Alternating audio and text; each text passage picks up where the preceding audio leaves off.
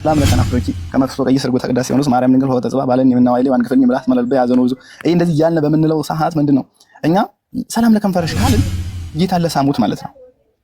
ሰላም ለሰኮናሽ ካልን ለግርሽ ካልን በአማርኛ ላድርገው ለግርሽ ካልን ወይም ለቁርጭምጭሚትሽ ካልን እኛ ጌታን ተሸክመው በሲና በረሃ ላይ ስለተሰደዱት ነው። የመርቆሬዎስ እንትን አልክ ሰው ግልጽ ላይ ሆነለት ይችላል። ምንድነው ምን አቃለ ዝም ብሎ እኮ ነው ብሩክ ያቋረጥ የምትተው በጭኖቹ መካከል እንደምሰሶ ጸንቶ የሚቆመው ምንድነው? መሪ ወገብ ነው የሚለው ለገድለ መርቆሬዎስ ለመልካ መርቆሬዎስ ለመታመን አለ ወገብ ነው።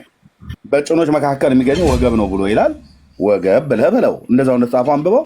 በኋላ ግን ለስዩሜ ጥያቄውን ታቀርብለት ወገብ የቱ ጋር ነው ብለህ ስትለው ስዩሜ ጭኔ መካከል ነው ብሎ ካለ መጽሐፉ ትክክል ነው። ኤንሸንት ጥንታዊ ላይ ልምጣ።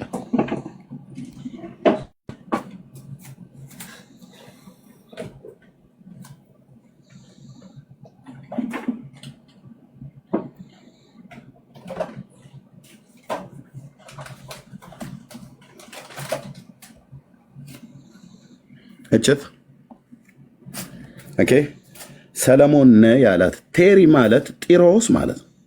ይሄ ጥንቱን የሚታወቅ ከተማ ነው። በትንቢተ ሕዝቅኤል መጽሐፍ ላይ ነገሩ አሁን እዚህ ነው። ብሉይ ኪዳን ያላነበበ ሰው እንዴት ብዬ ነው ማስተምረው? እኛ እኮ ቸገረን። ሰኔ ጎልጎታ አንብበው መጥተው ምን ብዬ ልንገርህ? አሁን ይሄ በትንቢተ ሕዝቅኤል መጽሐፍ ላይ ለሰይጣን ሙሾ በሟሸበት ክፍል ላይ ምዕራፍ 28 ማለት ነው። በዛ ክፍል ላይ የጥንቱ ከተማ በዚህ ባህር ውስጥ ጠፍቷል። ራሱ የእግዚአብሔር ቃል ይናገራል። እዚህ ባህር ውስጥ ይሄ ሜዲትራኒያን ባህር በሚባለው ጠፍቶ አሁን የወደብ ከተማ አድርጋ ቴሪ ማለት ጢሮስ ማለት ነው። ያዙ ማስታወሻ። ጴንጤ ቤት ነው የመጣችሁት። ኦኬ ሲዶን አይታለች ኤርሚያስ። ሲዶን እችትል ሲዶና ማለት ነው። ከዛ ከፍሎ ቤሩት አለች። ይሄ በጢሮስና በሲዶና ከጢሮስና ከሲዶና ሁሉ ሰዎች መጥተው ጌታ ኢየሱስ ክርስቶስ ጋር ተፈውሰው ነበር። ለምሳሌ እስራኤላውያን ስላልተቀበሉት ወዮልሽ ኮራዚን፣ ወዮልሽ ቤተሳይዳ፣ አንቺ ቅፍርናሆም እስከ ሰማይ ከፋልሽ ወደ ሲኦል ትወርጃለሽ። በእናንተ የተደረገ ተአምራት በጢሮስና በሲዶና ተደርጎ ቢሆን ከብዙ ዘመን ጀምረው ማቅ ለብሰው ንስሐ በገቡ ነበር አላቸው። እነዚህን ሁለት ከተሞችን ጠቅሷል ጌታ። ታላቁ ነቢዩ ኤልያስ በዚህ በሲዶና ባለች ሰራፕታ በምትባል ድሃ መበለት ቤት እዚህ ነው የሄደው። እኛ እኮ ቸገረን። ጂኦግራፊ አስተምረን ብሉይ ኪዳን ተንተነን አዲስ ኪዳን ተንተነን ኦርቶዶክስ ሲሄንን ሳሊ ለነ ቅዱስ ብሎ ጠዋት ፀሐዩን ሞቆ ይሄንን አንብቦ ይመጣል። እኛ ጋር ነው በቃ የሚከራከሩት ማለት። ስለዚህ ሰለሞን በአንደኛ ነገሥት መጽሐፍ ምዕራፍ 11 ካገባቸው የአሕዛብ ሴቶች መካከል አንዷ ሲዶናዊት ሴት ነበረች። የዚህ ከተማ ሴት ማለት ነው።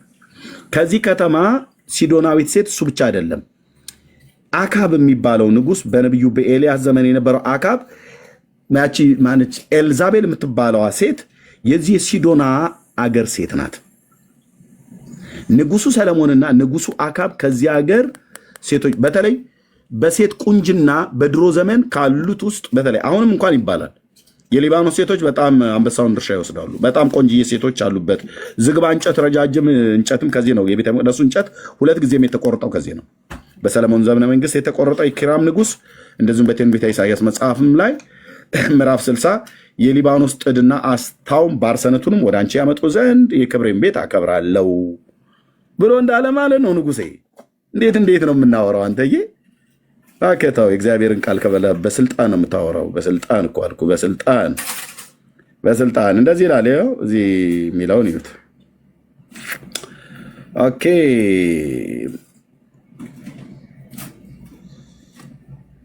ኦኬ እንደዚህ ይላል።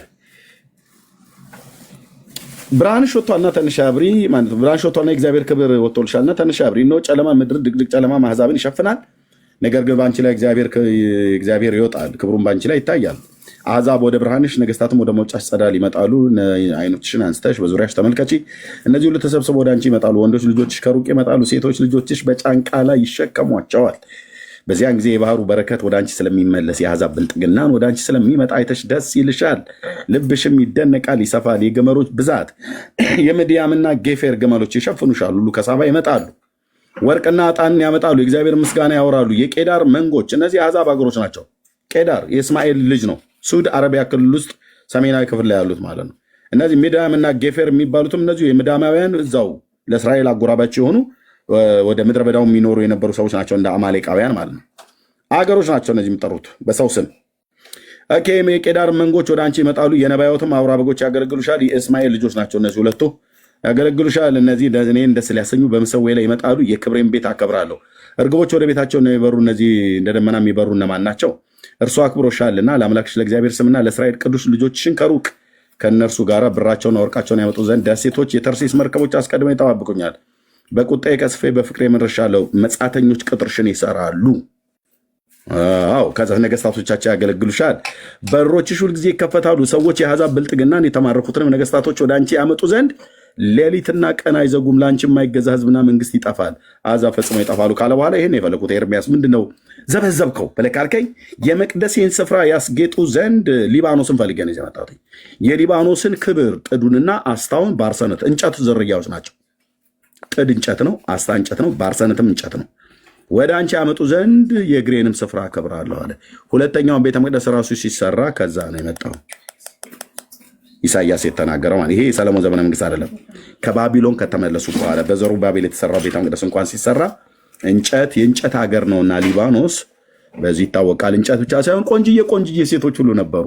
ምልክት አካብ የሚባለው የእስራኤል ንጉስ በ800 ቢሲ ላይ ቅድመ ልደተ ክርስቶስ የነገሰውና ሰለሞን በ97 ቅድመ ልደተ ክርስቶስ ላይ የነገሰው ሁለቱ የእስራኤል ነገስታት ከዚህ ሀገር ሴት አምጥተዋል። ስለዚህ ሚስቱን ያላት ከሊባኖስ ከኔ ጋራ ነይ ሲላት ሶል በፍቅር ልቤን አሳበድሽው ከከንፈርሽ ማር ይንጠባጠባል ብሎ ሲል በደንብ ቀምሶ ማለት ስሞ ማለት ነው። ሚስቱ ናት። እንዴት ያሳየን በርምዬ ይቅርታ። አቤት ምኑን ቀምሶ የሚላላ እሱ ኦኬ። መጣፈጡን በምን የሚያውቀው አንድ ሰው ጣፈጠኝ ብሎ ካለ ለምሳሌ ጣፈጠኝ ካለ በማየት ነው እንደሚጣፍጠው። በቃ ይጣፍጣሉ ብሎ እንደሚጣፍጡ ስለሚያውቅ ነው በማየት ሳይሆን። ኦኬ አንተ በምን ነው ታዲያ መጣፍጠው? በማየት ሳይሆን ታዲያ በምን ነው መጣፈጡን የሚያውቀው? እስካዳል ሄርሚ ምክንያቱም እሱ የመጣፈጥ በቃ ቀምሶ እሺ። ስለዚህ ቀምሶ ነው። ሶል ሚስቱ ስለሆነች ቀምሶ ነው። 700 ሚስቶችና 300 ቁባቶች ያሉት ሰውዬ አልቀመሰውም ጾመኛ ነበር ብለህ የምትል ከሆነ በኦርቶዶክስ ትርጓሜ ነው እንተዋለን ማለት ነው። እኔ ምን ያለፋልፈኛል እንዴ? ያልቀመሰውን ታዲያ በምንድን ነው ትጣፍጫለሽ ማር ይንጠባጠባል ብሎ የሚለው? ቀጥሉ። ራት ልበላ ነው። እኔም ራት ልቅመስና የበላሁትን ራት መጣፈጡን ነግራችኋለሁ። ራት እዚህ ቀርቦልኛል። ብርክዬ አውራው ክርስቶፎሮስ ቴንክ ጉድ። አሁን ሰለሞን ቀመሰ አልቀመሰ ደግሞ ሙግት ክርክር እንግባ እንደ ወንድም በአንድ ሺህ ሴቶች ታጥሩ። ተው እንጂ ወገኖች፣ አንዳንዴ እያሰብን እንነጋገር። ሶል ጨረስክ አይደል? ጨርሻለሁ። ከብሩክ ጋር ቀጥሉ። ብሩክ ያለ እግዚአብሔር ይስጥህ።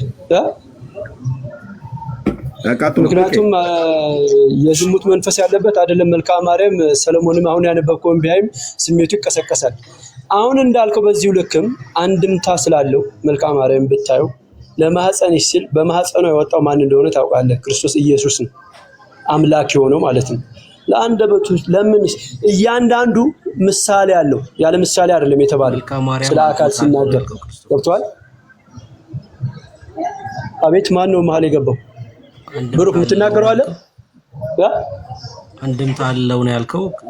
አዎ ለምሳሌ ከማህፀንሽ ሲል በማህፀኗ ክርስቶስ ኢየሱስ አይደል የወለደችው? ከሱች ሌላ አላት? ማን ያዘጋጀው አንድምታውን? አንተ ያዘጋጀው ነው ቤተክርስቲያኒቱ ያዘጋጀችው?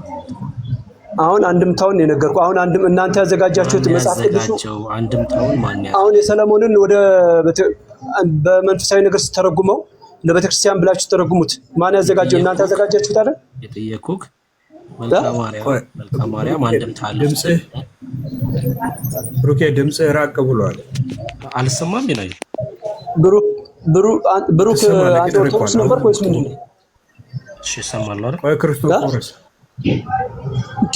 ብሩኬ ትንሽ ድምጽህ ከፍ አድርገው። ድምጽህ ሰማም ነገር ምን አይነት እንትናችሁ በእናትህ መስማታችሁንም ነገር ብቻ ሁሉ ሰዓት ተሰጣችኋል እንዴ? ሰው ሲናገር አትሰሙም እንዴ? እናገራለሁ። ብሩክን ድምፅህን ከፍ አድርገው ያልነው ነው። ተረጋጋ፣ ውሃ ጠጣ አጠገብ ካለ። ኧረ በጌታ ወይስ ልጠይቃችሁ እናንተ ለነገሩ ቸርቻችሁ ስትካፈሉም ማን ነው ሚዩት የሚያደርገው? ተረጋጋ ማለት እኔ ነኝ ማደርግ ሰው እያወር ብሩክን እያወራው ተረጋጋ። አንተ እድል ተሰጥቶኛል፣ ዝም በል በቃ እኔ ልጨርስ። አንድ ክርስቶፎሮስ ይሄ ሁሉ 24 ሰዓት ሲናገር ማን ዝም? ኤርሚያስ አሁን ከተናገረው እኔ ነኝ ሚዩት ያደረግኩ። አንዴ ሰማኝ። እንደ ኦርቶዶክሳውያን እዚህ ቤት መጣችሁ ደማችሁ ፈልቶ ተቆጥታችሁ ወንድሞቼ ምን እያሉ እንዳለ ቢገባ ኖሮ በራስ ንግግር ታፍር ነበር። ክርስቶስ ኤርሚያስ ተረተን አቁም። አድመጠኝ፣ ካልሆነ ታይቶ ወርዳለህ። አድመጠኝ። እነሱ የገቡት ለምን እንደሆነ ታውቃለህ? መስማት ስለማችን ነው እኮ መስማት ስለማችን ነው። ወርዳለሁ። አታወርዳኝ ነው እንዴ? ቻው። ለምን እንደገቡበት ታውቃላችሁ? ወንድሞቼ እናቶቼ፣ ብርክዬ ሲያወራ ድምፁ አልተሰማም። ብሩኬ ድምፅህን ከፍ አድርገው፣ ብሩክ ድምፅህ አይሰማም ከፍ አድርገው ብሎልኝ ነው ቢኒ የገባው መርጌታም የገባው። እናንተ በቃ እዛ ቸርቻችሁ ምናምን ነገር ምን ብራዘር፣ አሁን ጴንጤ ፊት ኦርቶዶክስ አሁን ጴንጤ ፊት መተህ ልትመዘን ትፈልጋለህ እንዴ? እውነቴን ነው ብዬ የምልህ ገለባ የሆነ ትምህርት ገለባ የሆነ ስርዓት የህይወት ስርዓት እየኖራችሁ መተህ ጴንጤ ፊት እንዳትበል። በእውቀት ሞግት። ከስተው ካወራ በመረጃ አውራ። ጴንጤዎች እንደዚህ አይነት ስርዓት የሌለን ከሆነ በመረጃ ቪዲዮ እያሳየ ፓስተሮቻችንን የጻፍኑ መጽሐፍ ካለ መጽሐፍቶቻችንን አምጥታ አሳይ። ካልሆነ ይኸውልህ በእያንዳንዱ ቀን ኪሳራው እናንተ ላይ እየበዛ ነው። ነውራችሁ እየተገለጠ ነው። መጽሐፍቶቻችሁ እያሸማቀቋችሁ ነው። አሁን አንተ ነበርክ የምትናገረው። ለምደው ቢኒ የገባው ለምደው መርጌታ የገባው ብሩኬ ድምፅ አይሰማም ከፍ አድርገው ይህም ብቻ ለማለት ማለት ነው። ይኸው እኔም እዚህ ጋር ተኩኝ ራቴን አቁሜ ማለት ነው። እንደው ምን ኦርቶዶክሳውያን ደማችሁ ፈልቶ አትምጡ። ደማችሁ ፈልቶ አትምጡ ብላ በቃ እኔ አዋራቸዋለሁ። ያ ቴንክ ዩ ብሩኬ ይቀጥል ከስዩም ጋር። እሺ ቢናዬ ድምጽ ይሰማል? አሁን መሪ ድምጽ ይሰማል? ተስተካክሏል? ትሰማል?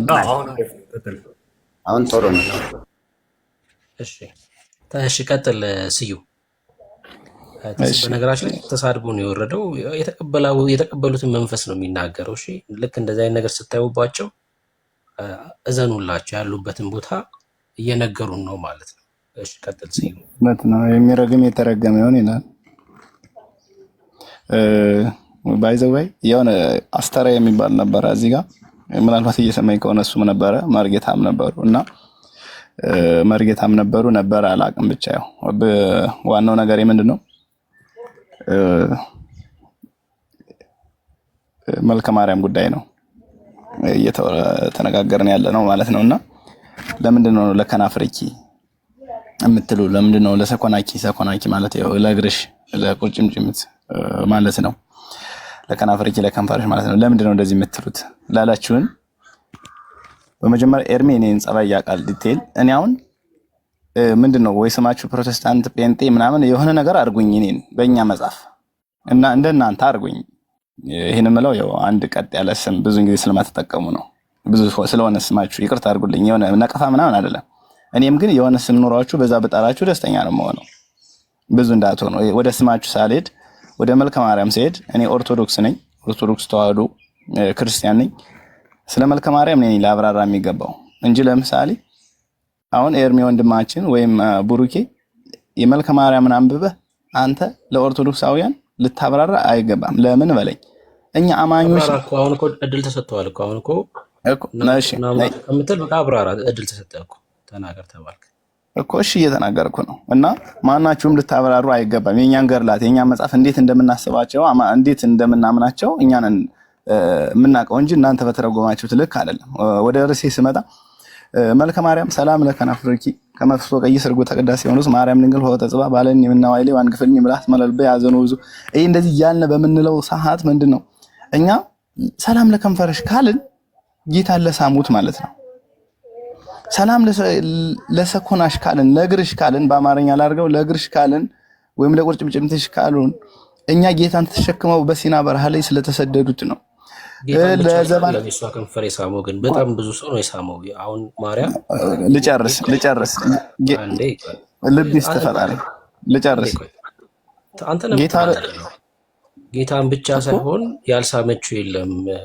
መባጽዮንን ስማለች፣ አቡነ ሀብተ ማርያምን ማስመው የለም። ታዲያ አሁን ለየትኛው ከንፈር ነው ለጌታ ስትል ልጨርስ ማንን ሳመች? ይኸውልህ አሁን እዚህ ጋር ወንድሞች እህቶች የተወደዳችሁ ነው የምስመው ከንፈራቸውን ነው የምስመው። ለዛው ልጨርሰልህ።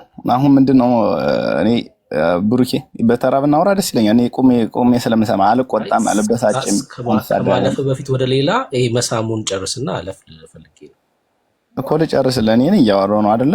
እኔ እየተናገርኩ ነው። እና ምንድነው መሰላችሁ እኛ እንደዚህ ስንል ለወገብሽ ካልንም ምን እያልን ነው? ጌታን ለተሸከሙት። ለክንድሽ ካልንም ጌታን ላቀፉት። ለጡቶችሽ ካልንም ጌታን ላጠቡት ነው። ድንግል ማርያምን ለእያንዳንዷ መልከ ማርያም በምንናገረው ሰዓት ለምንድን ነው ጌታ ላይ ላደረገችው ነገር ጌታ በሷ ላይ ላደረገው ነገር እንጂ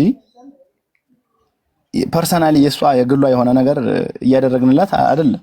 ግን እሷ ወደድንም ጠላንም እኔ አልኩህ እኮ በዚህ አስተምሮ ልክ ያልሆነ ነገር ካመጣ እኔ ብሩክ ያንተ የምትከተለውን ወይም ያንተን ማህበር ልቀላቀላለሁ። እኔ ስዩም ነኝ። እና ግን ምንድነው እኔን የማየው ነገር ምንድነው እናንተ ወደ ጎን ነው የምትረዱት። ደግሞ ይሄኛው አረዳድ እንዴት ነው እየተረዳን? አሁን ለምሳሌ በቃ ለጡትሽ ካልሆኝ ለምንድነው ጌታን ላጠቡት ብላችሁ እናንተ ማትረዱት? እኔ ለምንድነው እንደዚህ ምለን ማንረዳው? ትክክለኛው እኮ እኛ ምናምነው እንደዚህ ነው። ማርያም አምላክ ጋር እኩል አይደለም አላልንም። ስለዚህ ብዙ ጊዜ ለራሴ ጥያቄ የሚሆንብኝ የሆነ ነገር ታነቡና እኛ ከምናምነው ውጭ ፈታችሁ እኛን ትተቻላችሁ ማለት ነው። ግን ምንድነው አንተ በፈታው መሰረት ልጠይቅህ ነው። አሁን አረዘምኩ፣ በቃ በጣም ክስ አረከው። አሁን መለስክና እና እኛን ክስ አረከው። አሁን ይሄ አይደለም። በቃ ልጠይቅህ መልስ። አንተ የባለቤቱ አንተ ስለሆንክ ማለት ነው። ለምሳሌ ስለ ጡቶቿ ስናወራ ጌታን ስላጠቡ ነው አልክ። ጌታ ብቻ ነው ወይ የጠባው? የማይጠባ ማን አለ? የማርያምን ጡት ማን ያልጠባ አለ? ለምሳሌ አልኩክ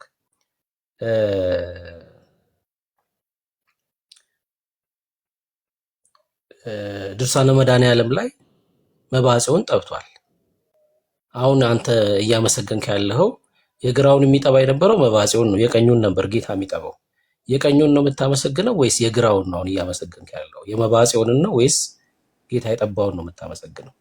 በዚሁ ፍቺ መሰረት ለምሳሌ የመርቆሬዎስን ትንን ታመሰግናላችሁ። ለምሳሌ በዚሁ ፍቺ መሰረት እንድትነግረኝ ነው። በጭኖቹ መካከል እንደ ምሰሶ ጸንቶ የቆመው የመርቆሬዎስን ትንን ታመሰግናላችሁ። በጭኖቹ መካከል ጸንቶ እንደ ምሰሶ የቆመውን የመርቆሬዎስን እንትን ታመሰግናላችሁ። ምን ያደረገበት? አሁን ምን ስላደረገ ነው በጭኖቹ መካከል እንደ ምሰሶ ጸንቶ የቆመው? አሁን ወደ መርቆሬዎስ አልሄድና አይ በዚሁ ፍቺ መሰረት እኔ ሄዳለሁ ብሩኬ። አዎ በዚሁ ፍቺ መሰረት ኤርሚ ነበር ምንድነው ብሩኬ እንትን ምንድነው የመርቆሬዎስ እንትን አልክ። ሰው ግልጽ ላይሆንለት ይችላል። ምንድነው? ምን አውቃለሁ። ዝም ብሎ እኮ ነው ብሩኬ ያቋረጥክ የምትተው። በጭኖቹ መካከል እንደ ምሰሶ ጸንቶ የሚቆመው ምንድነው? መሪ ወገብ ነው የሚለው ለገድለ መርቆሬዎስ ለመልካ መርቆሬዎስ ለመታመን አለ ወገብ ነው። በጭኖች መካከል የሚገኘው ወገብ ነው ብሎ ይላል። ወገብ ብለህ በለው እንደዛው እንደጻፈ አንብበው። በኋላ ግን ለስዩሜ ጥያቄውን ታቀርብለት። ወገብ የቱ ጋር ነው ብለህ ስትለው ስዩሜ ጭኔ መካከል ነው ብሎ ካለ መጽሐፉ ትክክል ነው። እና እኔ ከፎቶ ገልጬ የሰው ወገቡ የቱ ጋር እንደሆነ አሳያለሁ ካሜራ ከፍቼ።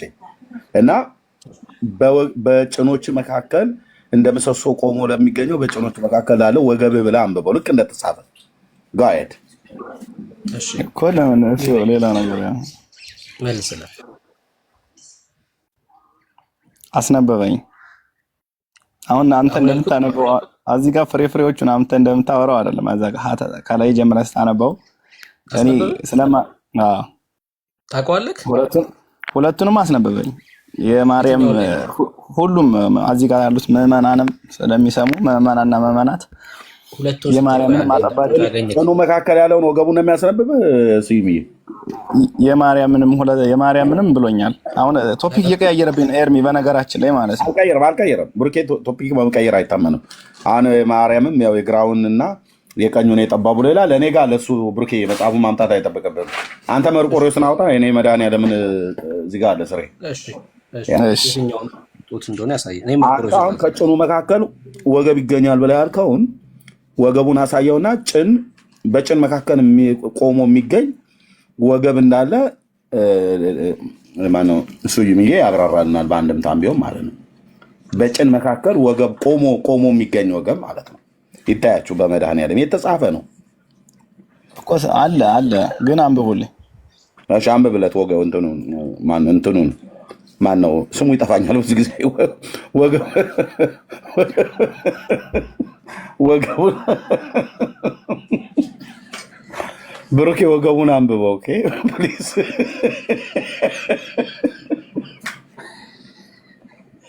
አቤት ክፋትህ እኮ ብሩኬ። እንደዚህ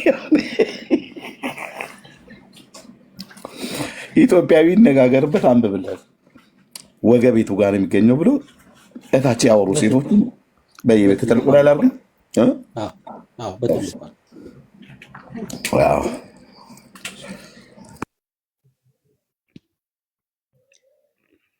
መስቀልን የመሸከም አቅም ያለው ወገብ ነው። እንግዲህ አሁን ይሄ ያው መዝገበ ጸሎት መልካ መርቆሬዎስ ሆይ ይላል። ይታያል አይደል? ስዩም ይታየኛል። ችግር መሳቅ አይቻልም። ቅዱሴ ስዩሜ መሳቅ አይቻልም። ይሄ ጸሎት መጽሐፍ ነው። የተከበረ መጽሐፍት ነው። አሁን በጭን መካከል በፍጹም እኔ ላንብበው ከፈለገ አንብበው። በረከቱ እንዳትባረኩ እኔ ላንብብላችሁ። መርቆሬዎስ ሆይ ቅዱስ መስቀልን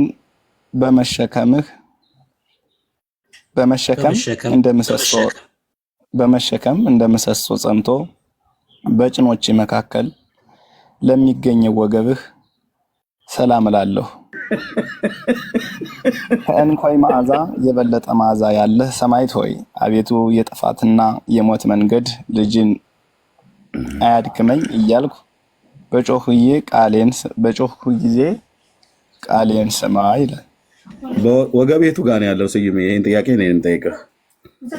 እሺ ወገቤ ያለው እንግዲህ ወገብ የሚባለው ታውቃለህ መቼም ሳይንስም ስለተማራችሁ አብዛኛ ደግሞ 1000 ምናምን ሰው ብዙ ሳይንስ ሰው ስለሚከተለን መምህራኖችም አሉ። ወገብ የሰውነት የአካል ብልቶቻችን ወገቤቱ ጋር ነው የሚገኘው።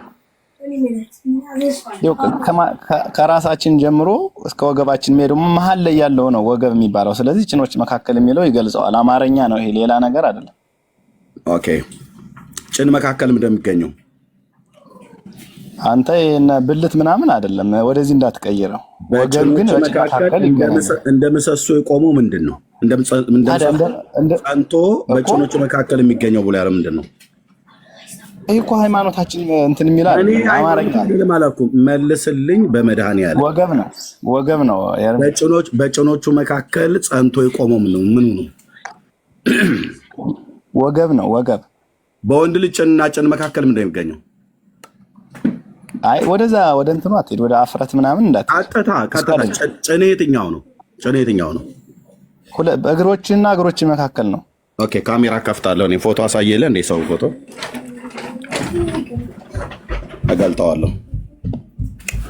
እገልጠዋለሁ ስልህ ለመልከ ማርያም ነበር እያወራን ነበረው። የመን ሁሉንም መልክ ነው የሚነሳው። ያው መልካ ለሐቁ ከኮላይ ነው። ያው ቁጥር 19 ለሐቁ ከላይ ነው። ኦኬ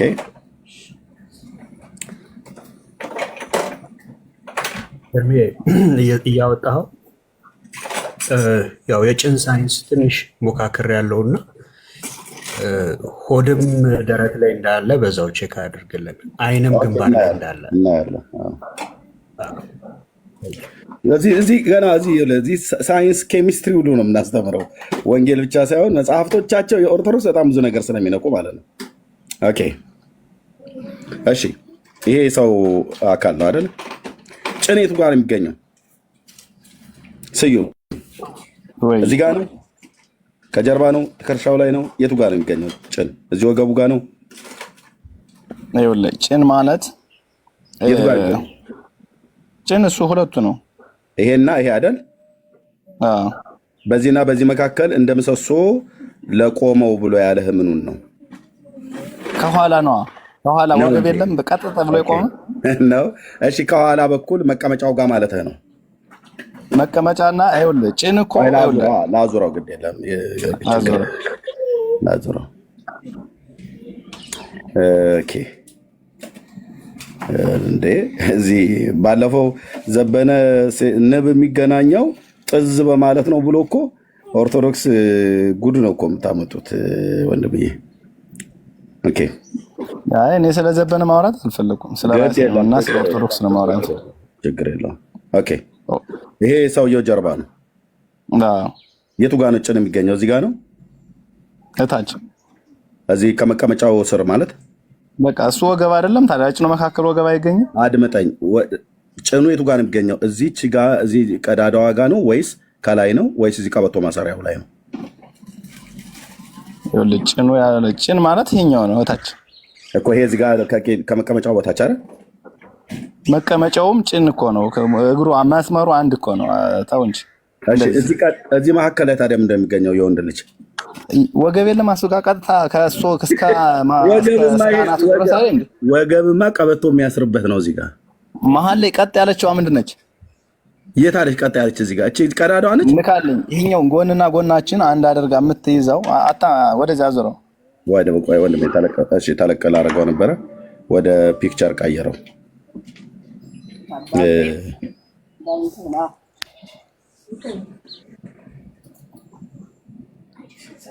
እሺ እዚህ ጋር እንደዚህ ላምጣው። የት ጋር ነው አሁን ጭኑ የሚገኘው? የትኛው ነው ይሄ? በዚህና በዚህ እግር መካከል ነው ጭን ያለው ወይስ እዚህ ጋር ነው ጭን ያለው? ይህ እኮ ኔጌቲቭ ቲንከርነት ነው እንጂ እኮ ምንም ኔጌቲቭ ቲንከርነት አይደለም። መጽሐፍ ተነቦልሃል። የጊዮርጊስ በጭኑ መካከል እንደ ምሰሶ ጸንቶ የቆመው መስቀል ያሰረበት ምኑ ላይ ነው? መስቀል የምታስሩት አንገት ላይ አይደል? ቆይ አንገት ላይ አይደል እንዴ መስቀል የምታስሩት? አዎ። በዚህ ጭኑና ጭኑ መካከል መስቀል የታሰረበት እንደ ምሰሶ ጸንቶ የቆመው ሰውየውን በጀርባ ዙርልኝ ብለህ ስላልክ ነው። አንተ እዚህ ቁጭ ብለህ 1100 ሰው ፊት እዚህ ጋር ገጽ የገቡት ማለት ነው።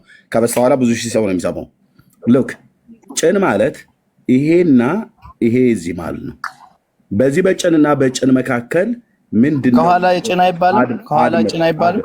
ኦኬ የኋላ ጭን ከተባለ ይሄ ነው። ይሄው በዚህ ጋር ማለት ነው። በዚህኛው ፓርት እና እሱ ላይ መካከል ከአንገት ጀምሮ በዚህ መካከል እንደ ምሰሶ የቆመው ምንድን ነው? ወርድ ወገብ የለም።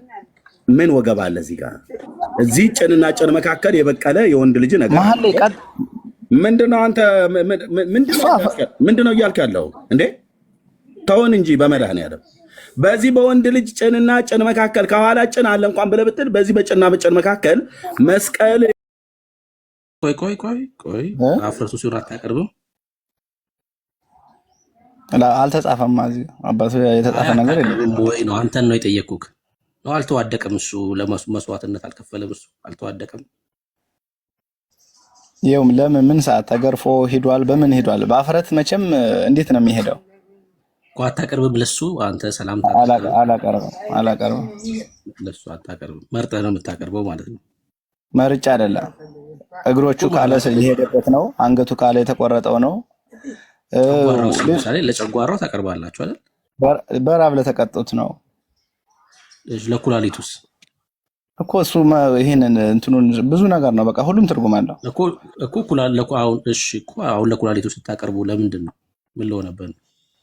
ትርጉም አለው። ዝርዝሩ ለአንተ ዘርዝርልኝ ካልከኝ እነግርሃለሁ። ለእያንዳንዱ ጠይቀኝ። ለኩላሊቱ ስታቀርቡ ለምንድን ነው ታዲያ? ያኛው ቦታ እንዴት ነው ትርጉም የሌለው? በዛኛው ቦታ በሱ ሄድበታል እንጂ አይደለም አይደለም። ይሄ የሚያስቅ ነገር አይደለም። ያው እኔ የሆነ እንደፈን ስለሆነ እንጂ በዛኛው ቦታ የሚደረገውን ነገር ታውቃለህ ኤርሚ። በዛ ሰዓት እሱ እንደዛ አላደረገበትም ማለት ነው። እንደዛ አድርጎ ሰማዕትነት አለ እንዴ? ትርጉም አልባ ታደርገው እዚህ ቁጭ ብለህ ስንት ሺህ ወንድ ባለበት ትርጉም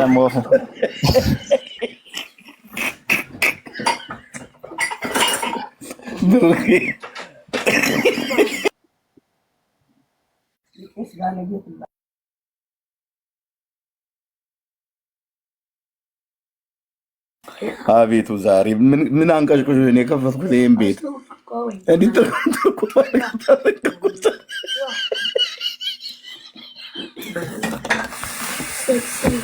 አይ ስዩም አስቁም እኮ በጣም ሳቅ ወራቶ ብራዘር እንዴ እኛ ነፈርን እኮ ብራዘር። አሁን ለዚህ ትከራከራለህ እኮ። አሁን ይሄ የድነት ምልክት አይደለም እኮ ለአማኞች የሚናገር ነው። ለአማኞች ነው። ይሄንን የጌታን ፍቅር ለሚያውቁ ሰዎች ነው እንደዚህ የሚደረገው እንጂ አሁን እናንተ ከፍላችሁ ነው የምታምኑት እንዴ? እናንተ ሁሉን ኦርቶዶክስ ስለሆነ ነው ይሄም ጉዳይ የሚገባው። አንድ ሰው የዚህ ጉዳይ በጭኑ መካከል ስላለው ነገር የሚረዳው የሚገባው ኦርቶዶክስ መሆን አለበት አይደል? እኛ አይገባንም፣ ሙስሊሞች አይገባቸውም፣ ወንድ የሆነ ሁሉ አይገባውም። ወገብ በጭን መካከል ነው የሚገኘው ብላችሁን ማርያም ታማልዳለች ብላችሁ የምትሉት የተጻፈ እንደሌለ ሁሉ በጭን መካከል እንደ ምሰሶ ጸንቶ የቆመው ብሎ መርቆሪዎስ ላይ የጻፈው ወገብ ነው ብሎ አለ። አሁን ኤርሚያስ እናንተም ወገብ ብላችሁ መኑ ነው እያልከን ያለው።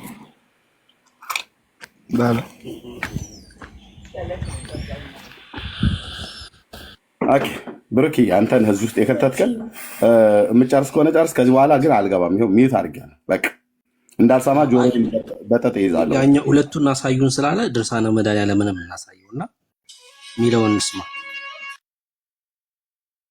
ኦኬ ድርሳነ መድኃኒዓለምን ላሳይ። ኦኬ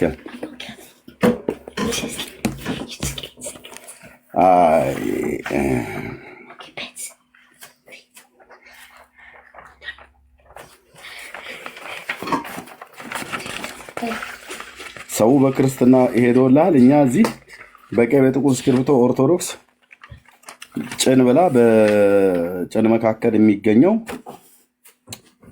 እኛ እኮ ግራ ገባ ነው። ይህ ነው ኤርሜ ግን እኛ ያልገባ ነገር ለምሳሌ ሰውየው አልቀምሶ አያውቅም። ሚዩት አድርገህ አንተ እድሜህ እኮ ከ18 ዓመት በታች ነው። ጥያቄ ልጠይቅበት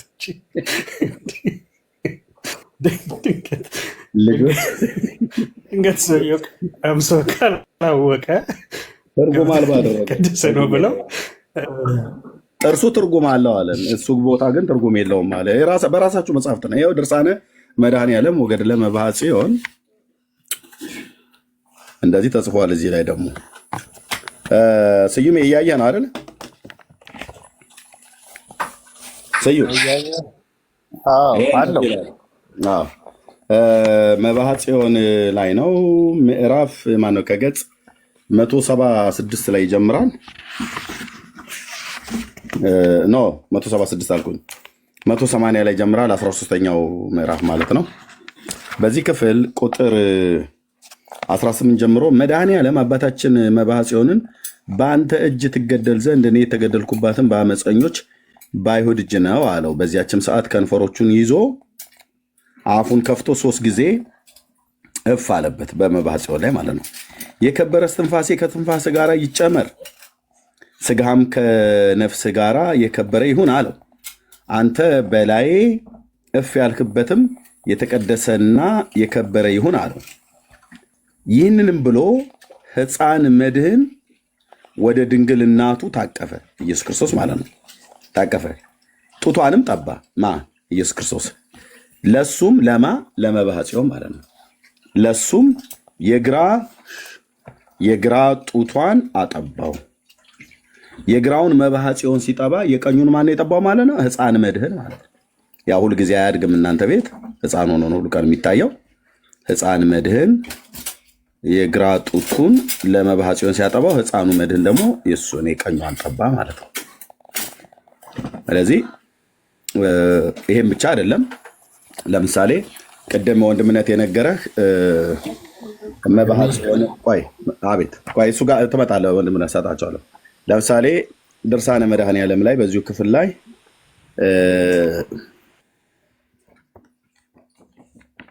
እሺ፣ እዚህ ድርሳነ መድኃኒዓለም ላይ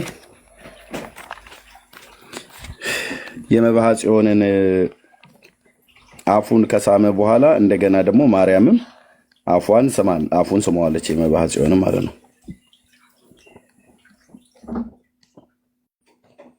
158 ገጽ 58 አይደል?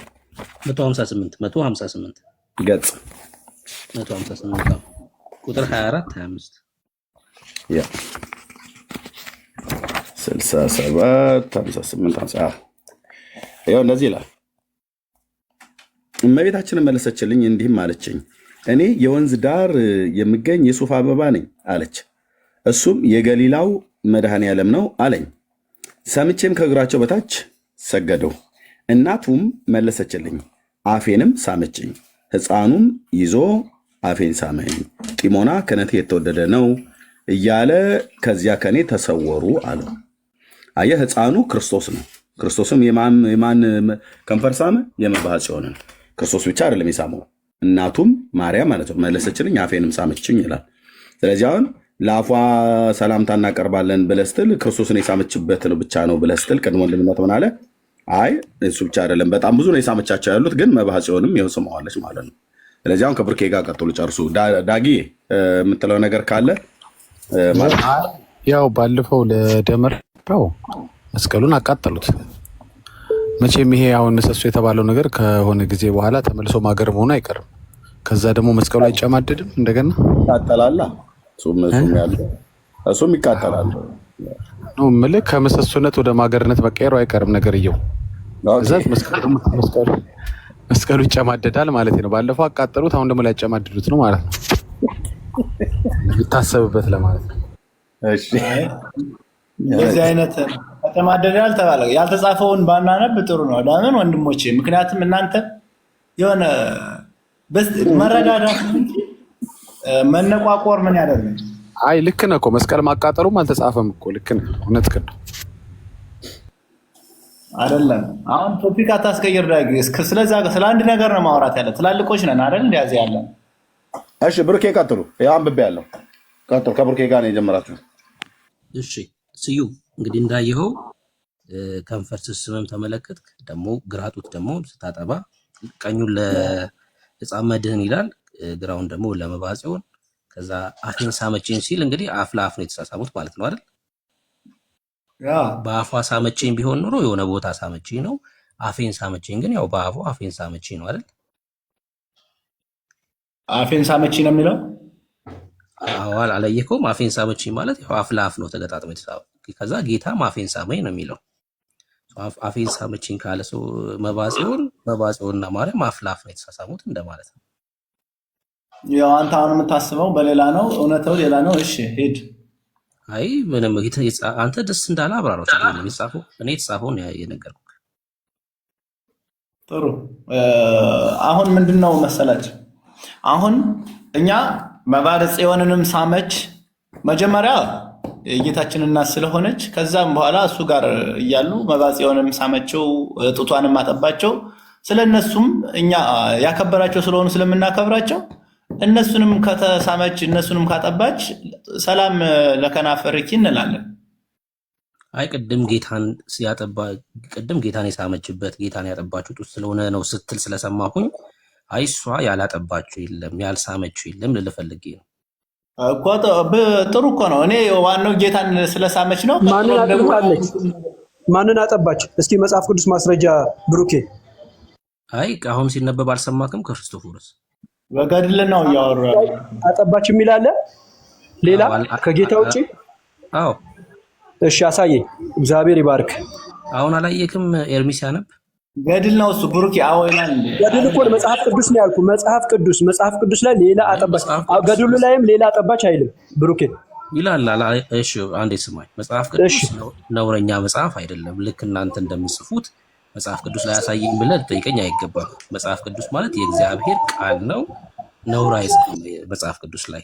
የእናንተ መጽሐፍቶች ላይ ነው እንደዚህ ያለው። እሱ ላይ ምን ይላል? አዎ የግራ ጡቷን ለመባዓ ጽዮን አጠባች ይላል።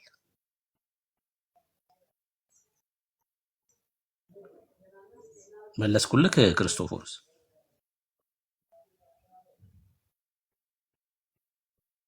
ሚውት ነው እያወራ ከሆነ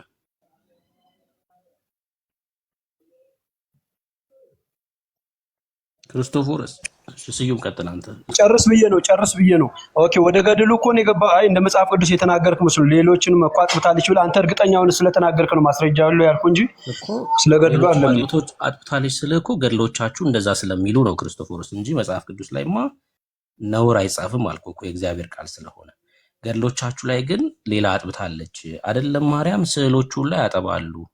የማርያም ስዕል ነው ማለት የማርያም ስዕል ሁላ እያጠባች ጡት ይወጣል ሁላ ከስዕል ውስጥ ማለት ነው። ከማርያም ስዕል እንኳን እሷ ራሷ ስዕሏ ራሱ ያጠባል። አባ ጊዮርጊስ ዘጋስጫን ያጠባው የማርያም ስዕል ነው። እየጠባ ሁላ ይረካ ነበረ በጡቶቿ ማለት ነው። አሁን እናንተ መጽሐፍቶች ናቸው እነዚህ የሚያወሩት። ይሄ እኮ የእምነት ጉዳይ ነው አይደል? አንተ ኦርቶዶክሱን አቱን አላውቅም። ይሄ የእምነት ጉዳይ ነው። አንደኛ ኦርቶዶክስ ሆናለሁ ጌታ ገላግሎኝ፣ ምን በወጣኝ ኦርቶዶክስ ሆናለሁ ጌታ ገላግሎኝ። እሱ ማረፍህን አለማረፍህን እያየ ነው እኮ ነው። ሰው እኮ ሲጸልይ ወይ ሲናገር ነው ማረፉን አለማረፉን መገላገሉ የሚታወቀው እንጂ ስላልክ አይደለም። አንተ አርፋል ማለት እንዳላረፍ ውስጥህም ያውቀዋል። ለዚህም ነው በገድላትና በድርሳናት ላይ ያለህን ጥያቄ የምታበዛው። ያረፈ ሰው ህይወትን የሚያወራው ህይወት ወደ ክርስቶስ የሚስብ እንጂ ተነስቶ ማርያምን በመንቀፍ ክርስቶስን ለማሳየት መሞከር፣ ገድላት አሁን ቀደም ተረት የሆኑትን ነገር በማውራት ክርስቶስን ለመሳብ መሞከር የማይሆን ነገር ነው። ምን እያረኩ እንጂ ምን በወጣይ ለምትለው ምክንያቱም የታወቀ ነው። አሁን ያለበት ዓለም ቆይ ስማኛ አንዴ ቁሻሻ ነክቶሃል ልብስህን ብለህ ስለምወድ ነው አይደል ገብተህ ልብስህን ቀይር እያልኩ ነው ያለሁት። አሁንም በቤታችሁ ያለውን ቁሻሻ ነገር እያሳየሁህ ነው ያለሁት። እነዚህን ነገሮች ስትተው አንተ ወደ ክርስቶስ ትመጣለህ። ነውሮቹን እያሳየ ያለሁት ስለምወድህ ነው ለአንተ። እነዚህ ቁሻሾች ናቸው። ወደ እውነተኛው ሐሳብ እንድትመጣ ወደ እግዚአብሔር ቃል እንድትመጣ ያለው በተመሳሳይ ማለት ተባረክ። እሺ እዛ ቤት ቆሻሻ አለ ብለሃል። እናንተ ጋር በቸርች ላይ ያለው ቆሻሻስ ማን ሊያጸዳላችሁ ነው? ንገረኝ እስኪ።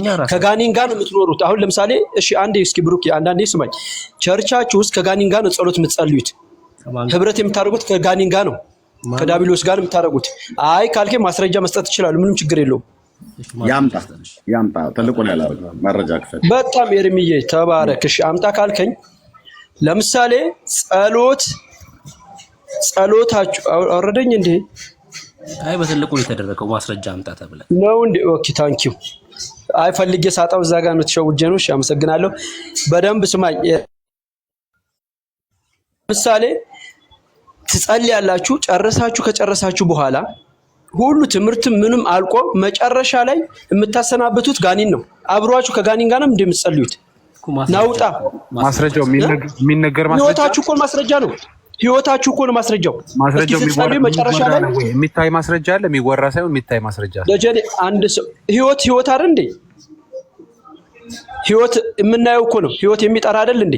ለምሳሌ ቸርች ውስጥ እኔ ብዙ ጊዜ ገብቻለሁ እኮ መጨረሻ ላይ ጋኒን ያለባችሁ ከጋኒን ጋር እንደምትጸልዩ ከጋኒን ጋር እንደምትኖሩ የሚያስታውቀው ምን አለ? እስኪ አባት የምን መንፈስ ያለባችሁን አውጣ። ስትጨርሱ አብራችሁ ነው የምትወጡት ከቸርች እኮ አብራችሁ እስከዛ ጨርሳችሁ ጸሎት ከጨረሳችሁ በኋላ ይሄ ህይወታችሁ ነው እኮ። አንዴ ክርስቶፎሮስ አንተ አሁን ያለ ሐሜት ነው እንጂ ማስረጃ አይደለም ማለት ነው። ማስረጃ ማለት ልክኛ መጽሐፍቶቹን ከፍተን እንዳሳየ ነው የሚታይ ቪዲዮ ካለክ የተጻፈ ጽሁፍ ካለክ አሳየን ነው። አንተ አሁን ያለ ሐሜት ነው። ይሄማ በድመት ስጋ ያቆርባሉ። መልካም ብሩኬ፣ ሐሜት ከሆነ ለእግዚአብሔር ቃል ምክንያቱም እንደ እግዚአብሔር ቃል አለ የምታወራው ልትስበይ ከፈለግ እሺ ተናገር እኮ። አሁን ይሄ ዘላለማችሁ ስታወሩት የኖራችሁት ነገር ነው። ገንዘብ ከቆርንጭ ውስጥ ይበትናሉ ብላ ብላ ብላ አይደለም ነው። እቺ ብቻ መልስልኝ። አይደለም ነው። ከሰይጣን ጋር ጸልዩም ጸልያላችሁ። እኔ ለአንተ ተረት አይደለም ነው ለምን እላለሁ? ይሄ እኮ ተረት እኮ ነው ያወራ ያለው ወዳጄ። ለምን አይ ቸርች ውስጥ እኮ ነው ስንት ምን ቸርች ውስጥ እያየን እኮ ነው። ምንም ችግር የለው። አሁን እኮ እኔ ማምጣት እችላለሁ። በቪዲዮ ብዙ ጊዜ እያየን እኮ ነው። በቲቪ በየትኛውም ቻናል ላይ እኮ እየታየ እኮ ነው። ጸሎት ካደረጋችኋል መጨረሻ ላይ በቃ ክርስቶፎሮስ ከምንድን ነው የነጻችሁት? እስኪ ንገረኝ። የአባት የአያታችሁ መንፈስ እኮ አብሮ የተከተላችሁ ነው። የአባት ኦኬ አሁን መጮ ጀምራል። አምጣ በቃ ማስረጃ አምጣ እኮ ነው የተባልከው፣ ሌላ አይደለም። ይሄው እኛን በማስረጃ ቀጥቅጠን አንድ ነገር አዳምጠኝ። ለመሰለ ሁላችሁም ትጉ የምትሉት ለመሰለ ከብሩክ ጋር ያወራ ነው እንዳችሁ አውሩ። ማስረጃ ፕሊዝ፣ ማስረጃ ማታመጣና አለማረፋችሁ ማስረጃ ህይወታችሁ ነው። በየአዳራሹ የምትሆኑትን ክርስቶፎር ማስረጃ ከሌለ ወይ ለመሳደብ ነው ካልክ ተሳደብና ውረድ። እንደዛ እንፍቀድልህ። ለምን እሳደባለሁ? ምን ያደርግልኛል? ልንማማራ እንደ ወጣ ነው። ምን እሳደባለሁ? ኦኬ። ስለዚህ እንደዛ መልካ ሳጥናኤል ቆይ መሪ ወደዛ ጋር ከመሄድ በፊት አንዴ እርሶ ዝም ይበሉ። እሳቸው እንዳትናገር፣ ሌሎችንም እንዳትናገር። ቢኒ ያው ይቅርታ። አሁን ቢኒ ያለህ፣ ብሩኬም ያለህ፣ ዳጊም ያለህ፣ እኔም የምልህ ኦኬ፣ እኛ የወንጌላውያን አማኞች ነን። ኦኬ፣ እኛ በምናመልክባቸው አብያተ ክርስቲያናት ከአጋንንት ጋር አብረን እንደምንጸልይ አንተ መረጃ አለህ ማለት ነው። መቼም መረጃ ሳይኖርህ ይሄን ያህል ነገር እንደዚህ አትናገርም። እኛ እዚህ ተናገሩ እውነቱን ብለን ፔጅ ከፍተን መጽሐፍቶች ይዤ የእናንተ መጽሐፍቶች ይዘን ከወንድሞቼ ጋር መጽሐፍ ቅዱስን መሰረት አድርገን በመጽሐፍ ቅዱስ መሰረትነት የራሳችንንም ህይወት የራሳችንንም ቤተ እምነት ወንጌላውያን እንደመሆናችን መጠን እዚህ ያለን አገልጋዮች ነን። እዚህ የተሰበሰብን ኦኬ። ጴንጤው ፈርሞ በፊርማ እንካችሁ ወክያቸዋለሁ ብሎ ባይለንም ግን እንወክለዋለን። ከድካማችን በስተቀር ትምህርታችን የትኛውም ነገር እንወክለዋለን ጴንጤውን። ምክንያቱም በመድረክ ላይ የምናገለግል ሰዎች ነን። እዚህ ዝም ብሎ ቲክቶክ ላይ ስላገኘን ብቻ እንዳይመስልን። ስለዚህ አሁን አንተ ጴንጤዎች እንደዚህ ታደርጋላችሁ፣ ከአጋንንት ጋር ነው የምትጸልዩት ብለህ ነው ያልከው። ኦኬ፣ ምንም አንዳችንም አልተከፋንም። ብሩኬም ቢኒም ዳጊም አልተከፋንም። ይሄን ብለህ ስትል ግን ወይ በቪዲዮ ወይ ደግሞ በመጽሐፍ የተጻፈ ለምሳሌ መሰረተ ክርስቶስ እንደዛ ብላ ጽፋ ሊሆን ይችላል። ይዶን አናውቅም። ሙሉ ወንጌል እንደዛ ብላ ጽፋ ሊሆን ይችላል። ወይ አማኑኤል ወይ ሕይወት ብርሃን ወይ ገነት ቸርች እንደዛ ብለው ጽፎ ሊሆን ይችላል። ወይ መካነ ኢየሱስ ወይ ቃለ ሕይወት። አሁን ከነዚህ እኛ ከምንቀበላቸው አብያተ ክርስቲያናት ከምናገለግልባቸውም ከተገለገልንባቸውም ካደግንባቸውም አብያተ ክርስቲያናት የትኛውም በዓለም ዙሪያ ያለውም ሁሉ ጭምር ማለት ነው ከሰይጣን ጋር አብረን እንደምንጸልይ ሰይጣኑን ጠርተን ና ጸሎት ልንጸልይ ነው ወደ እግዚአብሔር አንተም ከኛ ጋር ጸልይ ብለን ልክ እንደ እናትህ እንደ ክርስቶስ ሰምራ ማለት ነው። ልክ እንደዛ የምናደርግበት በቪዲዮ ወይ በጽሁፍ ማስረጃውን ካሜራውን ከፍተህ አሳየን። ቴንኪው። እንደዛ ነው ያሉ እና አሁን ተባረክ። መጽሐፍ ቅዱስ ላይም የሰይጣንን ውሸት ልታሳይኝ አትችልም። ምክንያቱም ውሸት ተናገረ የሚለውን ውሸት ይሄ ውሸት ነው የተናገረው የሚል ልታሳይኝ ስለማትችል አሁን የእናንተን ደግሞ በህይወት ምክንያቱም ልጨርስ በህይወት እያየሁት ስለሆነ ምክንያቱም አይተህ ከሆነ የአባት የእናትህ መንፈስ የሚከተል ከሆነ የክርስቶስ ደም የትኛውን ያነጻ እስኪ ንገረኝ። የአባት አያት መንፈስ ያለባችሁ ያለ የሚጮኸው ማን ነው? እስኪ ንገረኝ ኤርሚ። ይሄ አልገባኝም። እሺ በየጊዜው የሚጮኸው በየቸርቻችሁ የአባቴ የእናትህ መንፈስ ተከተለ የሚለው የክርስቶስ ደም ከየትኛውን ነው ኃጢአትን ያነጻችሁ? እሺ ስለዚህ የወንጌላውያን አማኞችን የከሰስከን ያው አባቶች ቄሶቹ በድመ ስጋ የሚያቆረቡ ኢየሱስ ከኔና ካንቺ ይወለዳል እያሉ ገረገራ ማነው መብራት አጥፍተው በየአዳራሾቻቸው ውስጥ ሴቱን ሁሉ እየተኙ ነውና ልጆቻችሁን ያዙ ብለው እኔ ወደ ጌታ በመጣሁበት በዚህ 27 ዓመት በፊት በተለይ በወንጌላውያን አማኞች ላይ ስለተቀበሉት የወንጌል አደራ ስላመኑት ጌታ ይሰደቡና ይነቀፉበት የነበረውን ያንን ውሸት ነው አሁን ማስቀጠል የጀመርከው እንጂ መረጃ አንድም የለህም ማለት ነው። ስለዚህ ያለ መረጃ ነው እየከሰስከን ያለው። ያለ መረጃ ደግሞ ትከሰን ታውቃለህ። ጴንጤ ስቆብ ጌታ ይባርክ ብለው ነው የምናውቀው። ሜሪ ውሸት ነው አይደለም እኮ ኤርሚ፣ ምን ችግር አለው? የአባቴ እናት መንፈስ ተከተለ የሚለው ውሸት ነው አይደለም? ብራዘር እሱን እኛ የምንልበትን እኛ መጠየቅ አለብህ። ኦኬ ለማን ምንድነው? እሺ ንገረኝ፣ አልገባኝም፣ ንገረኝ። በመጀመሪያ የከሰስክበት አድምጠኝ። የእናቴ አባተ መንፈስ የተከተለህማ ብሎ የሚለው እናንተም እኮ ቤተክርስቲያን አጥማቂያንን ብለው የሚሉት ደብተራዎቹ መተተኞቹ እንኳን ይላሉ። ያውም በሱዳን ድግምት ማለት ነው። እንኳን እኛ በእግዚአብሔር መንፈስ ተመርተን የምናገለግል ሰዎች አይደለንም። የአንተ አባት የተባሉት እነ ግርማም ሌሎችም እነዚህ መቁጠሪያ ይዘው በፍልጥ በሚያህል መቁጠሪያ የሰውን አናትና ጀርባ የሚደበድቡትም ደብተራዎች እንኳን ያው ነው። ሶፍትም የሚያጎርሰው ሳርም የሚያበላው እኮ እናንተ ጋር ዘይትና ጨው የሚያበላውም ያው እኮ ነው። እንዴት ያመጣው ነው? መጽሐፍ ቅዱሳዊ ነው እንዴ? ንገረኝ እስኪ ዘይት መሸጥ። እሺ ከዚህ በኋላ ሚዩት አድርጌያለሁ። ቀደምም ስርዓት ስላጣን ያስወረርኩ ደግመህ ስለላክ ነው ያስገባው። እኔ አሁን ኦርቶዶክስን እንዲህ ታደርጋለች ብዬ ብል ካሜራዬን ለመክፈት በምን ያህል እንደምቸኩል አይተሃል። በመረጃ ነው እዚህ ቤት ያለ መረጃ ማውራት አየህ። ምንም እንኳን ፈርመው በፒቲሽን እኛን ተወክሉናላችሁ ብለው ወንጌላውያን ካውንስሉም ይሁን ወንጌላውያን ቤተክርስቲያናት ፊርማ ሰጥተውን እኛን ተወክሉናላችሁ ብለው ባይሉንም ከነዚህ ቤተክርስቲያናት የተገኘነን በያለንበት በተበተንበት የምድር ዳርቻዎች በአብያተ ክርስቲያናት ውስጥ የምናገለግል መሪዎች ያለን፣ ፓስተሮች ያሉን፣ ቤተክርስቲያን ያለን፣ ቤተሰብ ያለን ቤተሰብ ምንመራ ሰዎች ነን እዚህ ያለን። ኦኬ። ስለዚህ ለምንናገረው ነገር ሁሉ ኃላፊነት አለ። አንደኛ ጌታችንን ኢየሱስ ክርስቶስን በሐሰት ልናሰድብ አንችልም፣ ዓላማችን ማለት ነው። ሁለተኛ ያለንባቸውንም አጥቢያ አብያተ ክርስቲያናት ወንጌላውያኑንም የእግዚአብሔርን ሕዝብ በእኛ ምክንያት እንዲነቀፍ እንዲሰደብ አናረግም። መረጃ አለን ብለን ስንል ካሜራዬን ለመክፈት ምን ያህል እንደምሯሯጥ አይተሃል። በመረጃ ነው። አምጣ መረጃ ብለህ ስትለው ቅድም ብርክያ አመጣልህ ገድለ መርቆሬዎስ መልክዓ መርቆሬዎስ ላይ ማለት ነው። እኔን አሳይ ብለህ ስትል ድርሳነ መድኃኔዓለም ወገድለ መባጽዮን ላይ መረጃውን አሳየን ማለት ነው። ስታወሩ ስትከሱን እስቲ ቢያንስ በመረጃ ክሰሱ። በመረጃ ማለት ነው። ወይ በተጻፈ ጽሁፍ ወይ በቪዲዮ ማስረጃ ወይ ደግሞ ቪዲዮ ማስረጃ ማለት አሁን ለምሳሌ ፓስተሮቻችን ቆመው ሲሰብኩ ማለት ነው። አይዶን ነው ልታገኝ ትችላለህ። ህይወት ብርሃን ቤተክርስቲያን ወይ ገነት ቸርች ሄደህ ስሰብክ ፓስተሩ ጌታ ይመስገን እንግዲህ ዛሬ ከሰይጣን ጋር ነው የምንጸልየው ብሎ ያለ ፓስተር ቪዲዮ ካለህ አምጣ። እዚሁ ያን ፓስተር እዚሁ ሆኜ እደውልለታለሁ። እኛ መሪዎቻችን ፓስተሮቻችን የአብያተ ክርስቲያናት መሪዎች እንደናንተ ጳጳሶች ሩቅ የሆኑ እማንደርስባቸው አይደለም። መሪዎቻችን ጋር ስንደውል በትህትና በክርስቶስ ልብ ያወሩናል። አምጣ እንደዛ ብሎ ያለ ፓስተር የትኛውም ቤተክርስቲያን የኢትዮጵያ ወንጌላውያን አማኞች የትኛው ስማቸውን የጠራቸው ያልጠራዋቸው አብያተ ክርስቲያን ፓስተር ዳዊት ሞላልኝ ነው ብለህ ካልክ አምጣ መረጃ። ዮናታን አክሊሉ ነው ብለህ ካልክ አምጣ መረጃ፣ እደውልላቸዋለሁ። እዚህ ገስት ላይ በቲክታክ ባይገቡ በስልክ አስገባቸዋለሁ። ቪዲዮ ካሳየ ማለት ነው። ለምሳሌ ፓስተር ዳዊት ዛሬ እንግዲህ ያው ከብዙ ከውጭም ከውስጥም ካሉ ከተሰበሰቡ ሰይጣኖች ጋር ነው የምንጸልየው ብሎ ያለበት መረጃ ካለ አምጣ። መረጃ እስከሌለ በቃ ኦርቶዶክስ ቆይ ስዩም ሚዩት አድርገው። በቃ ኦርቶዶክስ ዛሬም በእኛ ላይ ተዋሻላችሁ፣ ዛሬም በእግዚአብሔር ሕዝብ ላይ ተዋሻላችሁ ማለት ነው ያለ መረጃ። እኔ በኦርቶዶክስ ቤተክርስቲያን ውስጥ እየቀደስኩ በነበርኩበት ሰዓት ላይ ጴንጤዎች ቤት ዘግተው ዝሙት ይሰራሉ ብለው አወሩኝ። የኦርቶዶክስ ቄሶች እንኳንም አወሩኝ፣ ውሸት አወሩና እኔን ወደ እውነት አመጡ። ለማረጋገጥ ለማየት ነው የመጣሁት። ዝሙት ያደርጋሉ አያረጉም ብሎ የሚለው ማለት ነው። የመዳኔን ቀን እግዚአብሔር በዛ መንገድ ቀኑን አገጣጠመልኝ። ምን ነበር ያወሩን? ቤት ዘግተው ዝሙት ያደርጋሉ ጴንጤዎቹ፣ ልጆቻችሁን ያዙ እየተባለ ማለት ነው። የካ ሚካኤል የሚሰበክ ነበር በየቦታው ማለት ነው። አሁን መረጃ ነው እኛ የፈለገው። ስም አጥፊነትማ ይታወቃል። ስም ማጥፋትማ በጣም ነው የሚታወቀው። ኦርቶዶክስ ያውም ስማችን የሚያጠፋለ እንዴ?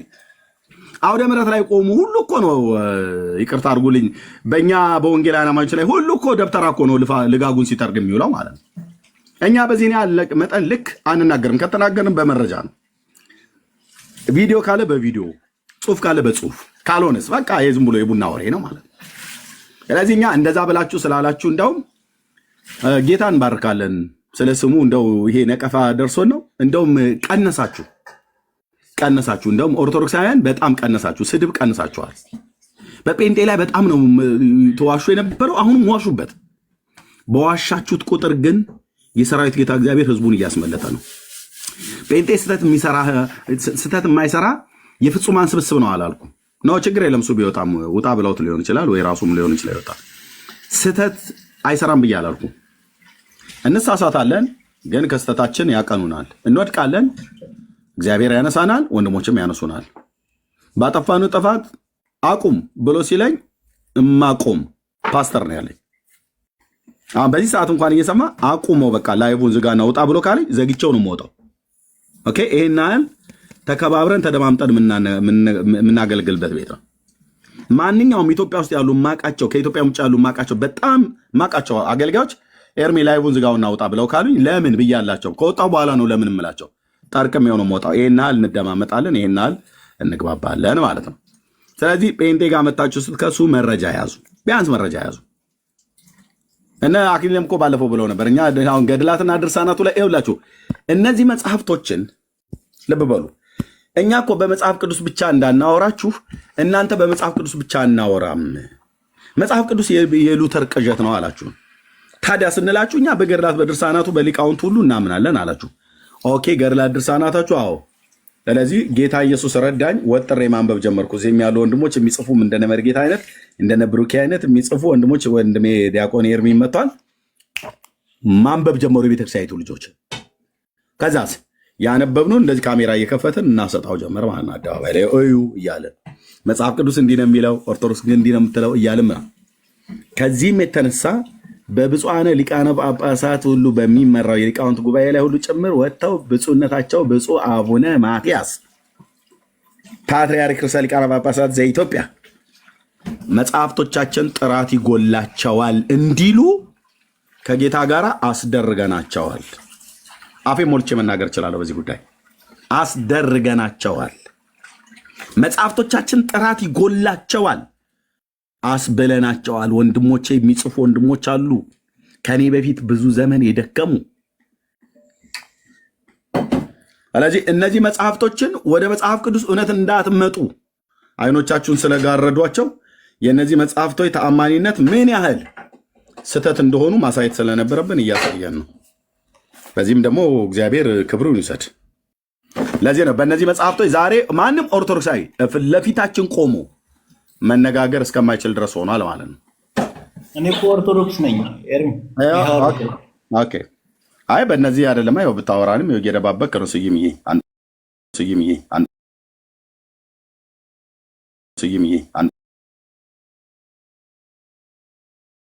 ማለት ነው። ምክንያቱም አሁን ይሄ በመጀመሪያ የአማኝ መጽሐፍ ነው ብያለሁ። የሆነ እንደዚህ አንሻፍ የምተረጉመው ከሆነ ጥሩ ነው።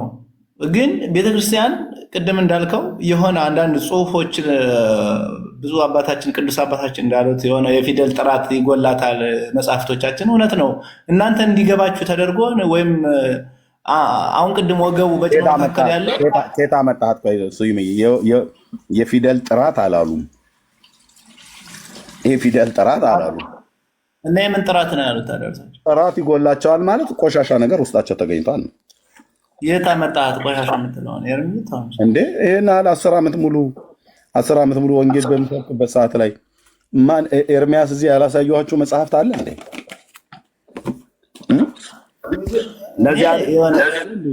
ለዚህ አይደል ኤርሚያስ አበበ የሚባል ተናገር እውነቱን የሚባል ጴንጤ ቤት እንዳትገቡ ብዙ ሰው እያስመነፈቀ ነው ብለው ግዝት ያደረጉት በየፔጁ እየዞሩ ይገዝቱ አባታችን እየተባለ ማለት ነው። እንደው በወላዲተ አምላክ እዛ ቤት ሰው እንዳይገባ እያሉ ማለት ነው። ኧረ በፍፁም ማንም አይልም። አንተ ማንንም እንትን አትልም። የሆነ አረዳድ ችግር ካልሆነ አንተ እንዲያውም ፍትሃዊ የሆነ ንግግር ነው የምትነጋገረው። ስለዚህ እኔ አሁን አንተ ቅድም አልኩ እኮ እኔ ችግር በኦርቶዶክስ መጽሐፍ ይሄ ልክ አይደለም እኔ ብለህ የሆነ ነገር ካልክ እኔ ጴንጤ አድርገኝ አልኩ። ግን እኔን ጴንጤ ማድረግ አትችልም። ጴንጤ ወይ መናፍቅ የሆነ ነገር ምክንያቱም እንዴት ረዳ ስለማቅ ማለት እኔ ጴንጤ ላረግ አልችልም። እውነት ተናግረሃል።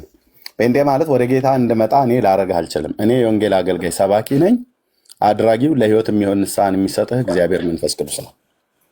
ኦኬ ህይወትና ለመጥፋት በክርስቶስ ኢየሱስ እንድታገኝ እግዚአብሔርም ለህይወት የሚሆን ንስሐ ለአሕዛብ እንደሰጣቸው ተብሎ እንደተጻፈ ለህይወት የሚሆን ንስሐን ሲሰጥህ በደለኝነትህ ሲሰማ የጌታ ኢየሱስ ክርስቶስ ምሕረትና ፍቅሩ የቸርነቱና የጸጋው ባለጠግነት ሲገባህ አንተ ደግሞ በበደልህ ኃጢአተኛና ሙታን መሆን ሲገባህ የርኅራኄውና የቸርነቱ ብዛት ምን ያህል እንደተገለጠልህ ሲገባ ያኔ እግዚአብሔር መንፈስ ቅዱስ የንስሐን ህይወት ሲሰጥህ ትድናለህ ማለት ነው። ወደ ጌታ ትመጣለህ ማለት ነው።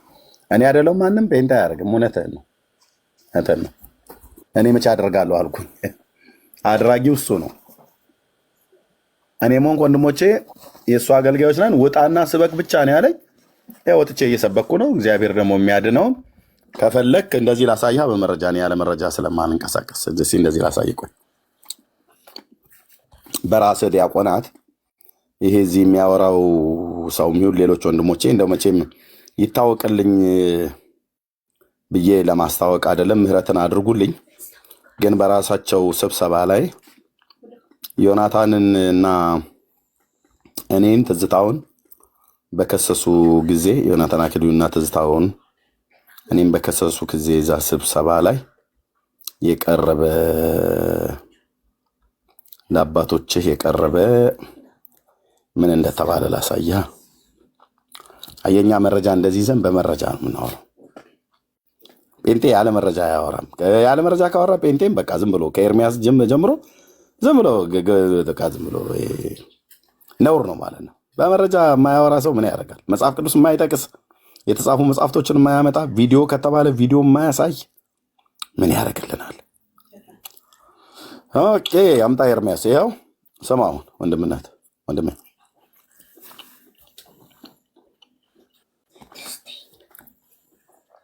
ላመሰግን ወዳለሁ። እኔ ትንሽ ምናልባት ለንግግሬ በጣም ይቅርታ ትንሽ መሞጋገስ በዛ ብዬ ይሄ ብፁዓን ሊቃነ ጳጳሳትና የቅዱስ ሲኖዶስ አባላት ባሉበት በባለፈው ዮናታን አክሊሉ መጽሐፍ አነበበብን ብሎ ባለበት እና ወደ ፍርድ ቤት እንሄዳለን ብለው ባሉበት እዛ ስብሰባ ላይ ምን እያደረጋችሁ ነው፣ ምን እየተደረገ ነው ተብሎ በተባለበት የእኔንም የትዝታውንም የሌሎች ወንድሞችንም አንስተው ሊሆን ይችላል። የሶስታችንን ግን ሰምቻለሁ። እዛ የቀረበበት ነው። ስማው ምን እንደሚል። ኦኬ ምናልባት ለንግግሬ አሁን በድጋሚ ይቅርታ። ህግ ክፍሉ የሚባል ነገር ብዙ በተደጋጋሚ ሰምቻለሁ እና ምዕመኑ አሁን ላይ ደክሟል። ወደ ህግ ልንሄድ ነው የሚል ንግግር ምዕመኑ ደክሟል። አሁን ዝሏል በጣም። እኛ በሶሻል ሚዲያ ያለን ሰዎች እያንዳንዱን ነገር ስለምናያቸው ሰማው በጣም ደክሟል። ወደ ህግ ልንሄድ ነው፣ እንደዚህ ሊታይ ነው፣ እንደዚህ ሊጣራ ነው የሚል ንግግር ማለት ነው። እኛ ዛሬ ስንጠራ እንደዚህ አልነበረንም የመሰለኝ በራሴ ማለት ነው። ቤተክርስቲያን እርምጃ ወስዳ እርምጃዋን ለምዕመኗ ለማሳወቅ ነው የመሰለኝ። ስለዚህ ይሄ ነገር በጣም በተደጋጋሚ ሆነ። የህግ ክፍሉ አሁን ይሄኛው እኔ ምናልባት አንቀጹን ጠቅሼ ልናገር እችላለሁ። ነገር ግን ይሄ የተደረገ ያለው ነገር ህገወጥ እንደሆነ መገመት አይከብደኝም። ያውቀዋል ምዕመኑ ህገወጥ እንደሆነ ማለት ነው። ስለዚህ እርምጃው ነው አሁን ምዕመኑ የሚፈልገው እርምጃ ደክሟል፣ ዝሏል። አሁን ሌላው እኔ በጣም አሁን አንድ ነገር መናገር የምፈልገው ነገር ዮናታን ሰው እና እሱም መሰሎቹ ኦርቶዶክሳውያን እየወሰዱ አይደለም በሚለው በጣም ይቃወማል። ከቅርብ ወዳጆቻችን ጀምሮ ብዙ ሰው እያጣን ነው። ሰማው ከመንፈስ ቅዱስ በታች ከእግዚአብሔር መንፈስ ቅዱስ በታች መሪዎቻችን ናንተ። ወደ ቲክቶክ ስመጣ አንዱ ያገኘሁት የነበረው የኦርቶዶክስ ቤተክርስቲያን አይ ቲንክ ካህን ይመስለኛል፣ ቄስ ይመስለኛል ወይ ቲክቶክ በሶሻል ሚዲያ ብዙ ሰው እያጣን ነው አለ። ኦኬ ሰማው ከፊት ሆናችሁ ካልመራችሁ በኋላ ማን ልትመሩ ነው? ወጣቱ እያለቀ ነው፣ ምዕመኑ እያለቀ ነው፣ እየወጣ ባዶ መቅረትስ አይሆንም ወይ? ትዕግስት ይባላል ብዙ ጊዜ ትክክል ነው፣ ቤተክርስቲያን ታገሳለች። ነገር ግን የትዕግስት መጨረሻ ማለት እዚህ 4 ኪሎ ያለው ብፁዕ አቡነ ጴጥሮስን ብንመለከት ምንም ለእናንተ መናገር አልፈልግም። ስለዚህ ምንድን ነው መጨረሻውስ? መሪዎቻችን ለምን በዚህ ደረጃ ዝም አላችሁ? ሌላው በዚህ በሐሰት ትምህርት በቋፍ ያሉ ኦርቶዶክሳውያን አሉ፣ በእውቀት ያልተገነቡ እና አሁን በጥርጣሬ ውስጥ ያሉ ግማሾቹ አይ በቤተክርስቲያን የሚያውቁት አይ ቤተክርስቲያን ታስተምሮ የላትም ብለው የደመደሙ አሉ።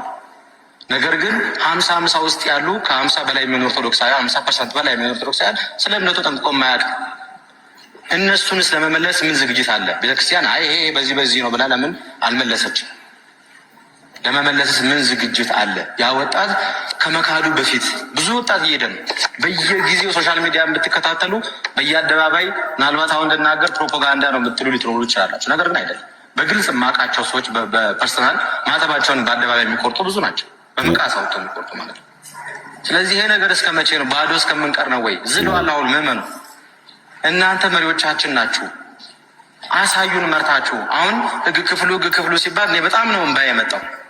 እስከ ዛሬ ብዙ ነገር ለህግ መቅረብ ያለባቸው ነገራቶች ነበሩ። ቤተክርስቲያን ታገሳለች፣ ታጋሽ ናት። ምዕመኑ ግን አሁን ደክሟል በቃ።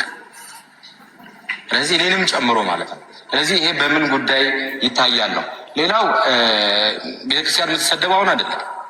አሁን ዮናታን የሚባለው እንደ አጋጣሚ ያገኘን እንጂ ዮናታን የሚያዘጋጀው በየአመቱ የሚዘጋጅ ፕሮግራም አለው፣ መልካም ወጣት የሚል ማለት ነው። ሐዋሳ ላይ አንድ ማዕከል ነው የገነባው። ትልቅ ነው፣ በጣም ትልቅ ነው። ሄዳችን ያቸዋለሁ እንደ አጋጣሚ ማለት ነው። በየጊዜው በየአመቱ ቤተክርስቲያን ይሳደባል። በየአመቱ ነው የሚዘጋጀው እና ከባለፈው ጉባኤ እናንተ የቤተክርስቲያን ሊቃውንትን ብፁዓን ሊቃነ ጳጳሳትን አያውቁም አንተ ጋር መጥተው ይማሩ የሚል ንግግሮችን እስከ መናገር እጅግ በጣም አሳፋሪ ንግግሮችን እስከ መናገር ይደረሳል። በኦርቶዶክስ ቤት የሚሄዱትም ሰዎች መረጃ አለ፣ ፎቶ አለ። በኦርቶዶክስ በነበርኩበት እምነት በደም ነበር የምንታጠበው እያሉ የሚናገሩ ማለት ነው። እነዚህ ሰዎች ለምን ለፍርድ አይቀርቡም? ህግ አካሉ እኔ ይቅርታ አድርጉልኝ ለማመስገን ይከብደኛል። እኔ ይሄን ነገር ምናልባት ይቅርታ ደረጃዬም አይደለም እዚህ መቆምም የሚገባኝ ሰው አይደለም። ወራዳ አንድ በአጣ የተዳደፍኩ ልጅ ነኝ አውቃለሁ። ነገር ግን እግዚአብሔር ፈቅዶ እዚህ ከመጣ መናገር ያለብኝ ልናገር ብዬ የተሰራ ነገር ስለሌለ እኔ ለማመስገን አልቆምም። እኔ ዛሬ ተከሷል ቤተክርስቲያን አቋማ ይሄ ነው የሚለው። ኦኬ አንድ ልጨምርልህና ላቁ። እሺ የዚህ ሰው ወይ ሌላው የመጨረሻው ሀሳብ አንድ ደቂቃ ነው። ዮናታን ብቻ አይደለም የዮናታን ደቀ መዝሙራቶች አሁን ላይ ሶሻል ሚዲያውን እያናጉት፣ ምናልባት እናንተ አንዱን ነው እሱን ነው እንትን የምትሉት። አሁን በቲክቶክም በፌስቡክም በኢንስታግራም ብትመለከቱ ሚዲያ ላይ 3000 2000 ሰዎች እየገቡ ክርክር እያደረጉ ማለት ነው። መጀመሪያ ክርክር የሚያደርጉ ኦርቶዶክሳውያን ቤተክርስቲያን እውቅና ሰጣቸው ነው ወይ? በዚህ ጉዳይ ለምን ዝም አለች? ይገባሉ። ለምሳሌ አሁን የዮናታን ደቀ መዝሙሮች 3 ነው ይገባሉ፣ እነ ኤርሚያስ የሚባሉ ማለት ነው። እሱ ጋር ይገባል አንድ ኦርቶዶክሳዊ ምንም እውቀት የሌለው ከዛ ይገባና ሲጠየቅ የዮናታን ደቀ መዛሙርት እነማ የሚባሉ እነ ኤርሚያስ የሚባሉ ባይዞይ ወደ ቲክታክ ስመጣ ምሳሌ አሁን የዮናታን ደቀ መዝሙሮች 3 ነው ይገባሉ፣ እነ ኤርሚያስ የሚባሉ ማለት ነው። እሱ ጋር ይገባል አንድ ኦርቶዶክሳዊ ምንም እውቀት የሌለው። እሺ ዮኒ የኔ ደቀ መዝሙር አይደለም፣ እኔም የሱ ደቀ መዝሙር አይደለም። ዮኒ በጌታ ወንድሜ ነው። እዚያ ያሉ ወንድሞቼ እና እህቶቼ በጌታ ወንድሞቼ ናቸው። ቢኒያም የኔ ደቀ መዝሙር አይደለም። ብሩኬም፣ ዳጊም፣ ማንም መርጌታ የሚሆን ማናቸውም ቢኒ ኦኬ። እኛም የነሱ እኛ ሁላችን የክርስቶስ ደቀ መዛሙርት ነን። ግን ሚዲያ ላይ ወደ ቲክታክ በመምጣት ሰው አለ 2000 3000 ሰው ነበር ያ የነበረው እኔ ጋር ማለት ነው። ከዛ ህዝብ እንዲህ እንደሚባለው አይደለም። ጌታን ሲቀበል እሱ እንዳለው ከቅርብ ጀምሮ የሚያውቋቸው ይኸው ብሩኬ እዚህ እንኳን እኔ ጋር መጥቶ ባላገኘው ብሩኬ እኮ እዚሁ ነው ጌታን የተቀበለው። እዚሁ ቲክቶክ ላይ ሊከራከር መጥቶ ማለት እነ ጆኒ ጋር እና እነ ዳኒ ጋር ማለት ነው። ኦኬ በፍጹም ይኸው ብሩኬ እኮ አለ እዚህ። ከጨረስ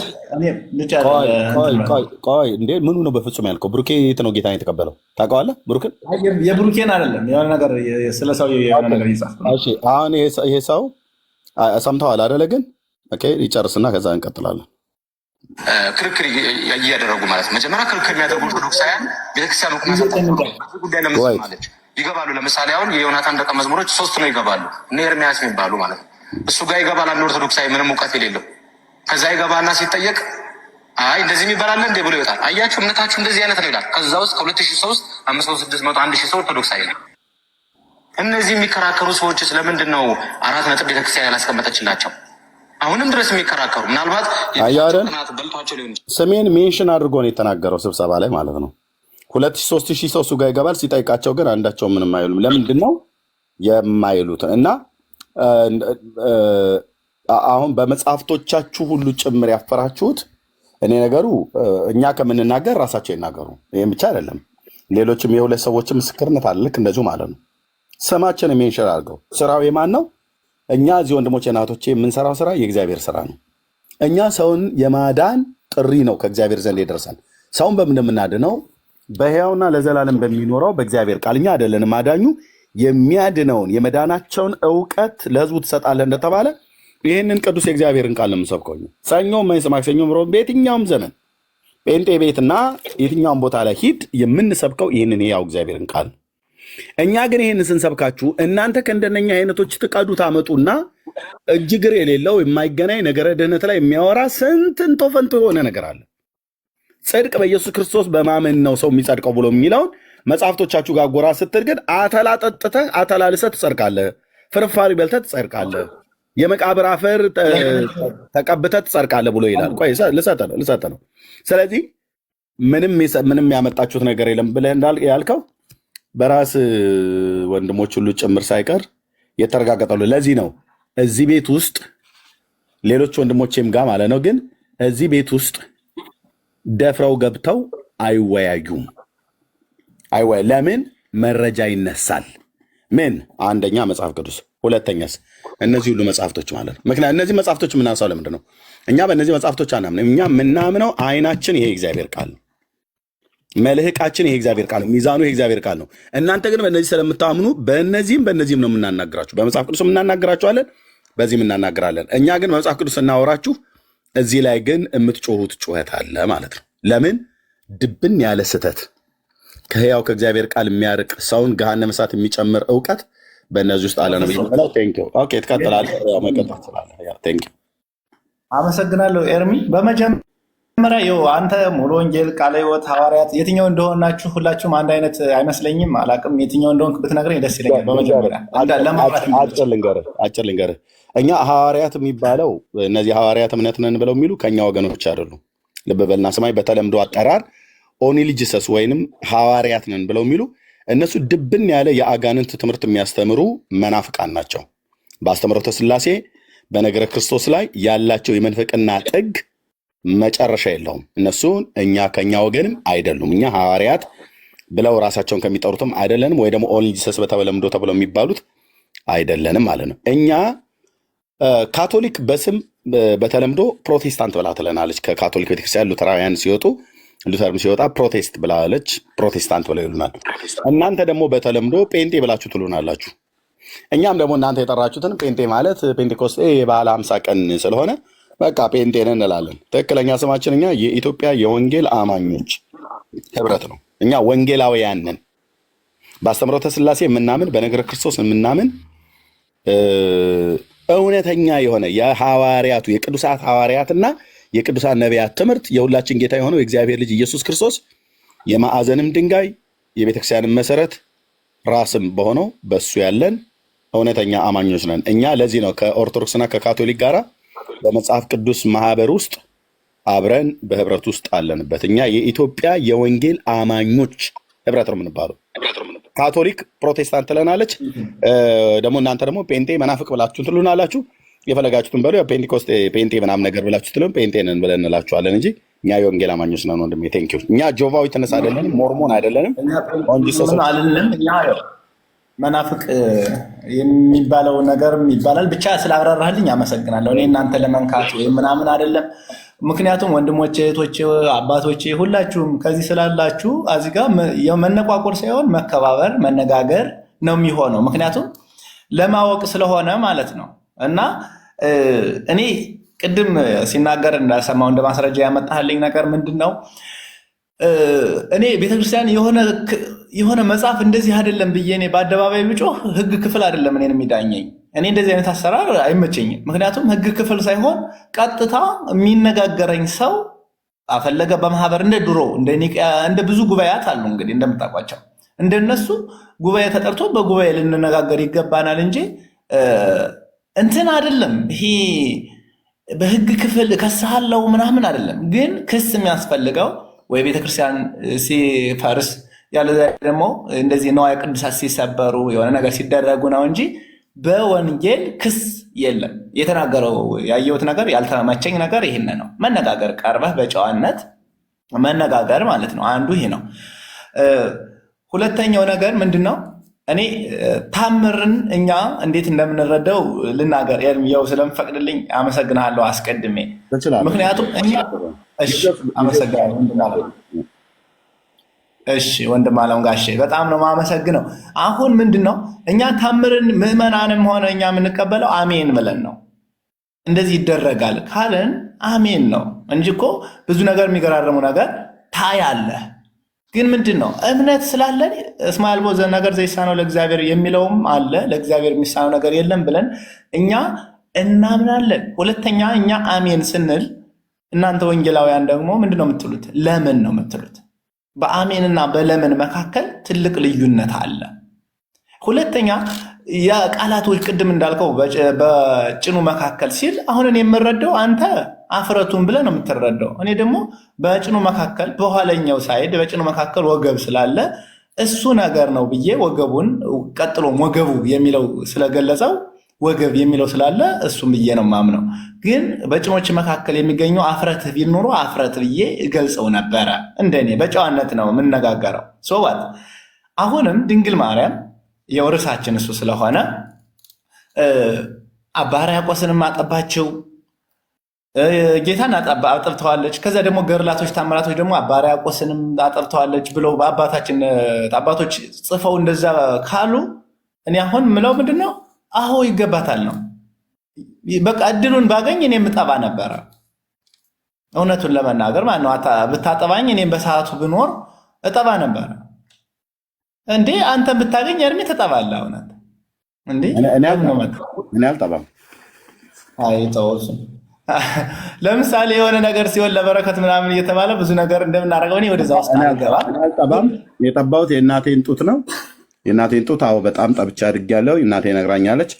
እስከ 2 ዓመት ተኩል ድረስ ነው እስከ 3 ዓመት ድረስ ጠብተሃል አንተና ወንድምህ ብላ ታላቅ ወንድሜ ከኔ በላይ ስላለ ጠብቻ አድርጌያለሁ። አንተ ግን አሁን የምትጠባው ምን ለማግኘት ነው? ወይ ደግሞ ጠቡ የተባሉ ሰዎች ምንድነው በመጥባት የሚያገኙት? ሱታፌ ምንድን ነው እንግዲህ ያው አሁን እነሱ ምንድን መሰለህ ኤርሚ፣ እኔ በነገራችሁ ላይ ማለት በጣም አከብራቸዋለሁ። ምክንያቱም ኤርሚ ያው አሁን እዚህ ጋር እኛ አሁን ጡት ስት የሚባለውን አንተ ቃል በቃል እኔ አሁን እያየሁት ያለ ከአንድ ነገር ውጭ እኛና ወንጌላውያንና ኦርቶዶክስ ክርስቲያኖች ያለያየን አንድ ነገር ነው ብዬ ነው የማምነው። በእውነት ነው የምነግርህ ኤርሚ፣ መቼም ቢሆን እንዳትረሳብኝ ማለት ነው። ምንድን ነገር ነው ብለህ ካልከኝ ኢየሱስ አማላጅ ነው።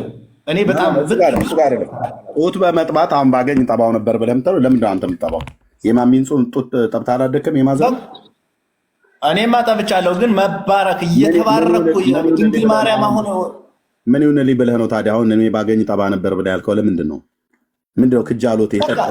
እኔ ድንግል ማርያም እድሉን አግኝቼ አረ እንደው የሄደችበትን አፈሩን እንደው ፊቴ ላይ ባቀባሁት አፈሩን አፈሩ ላይ በኋላ እንደሳለ ግን ጡት ባገኝ ጠባ ነበር ብለህ አልክ። ስዕል አለ አይደል? አሁን በየቤታችሁ አለ። እኔም አለ። እነሱ እኮ ጡት ከስዕሏ እኮ ጡት አውጥቶ አባ ጊዮርጊስ ዘጋስጫ እኮ ጠብተዋል።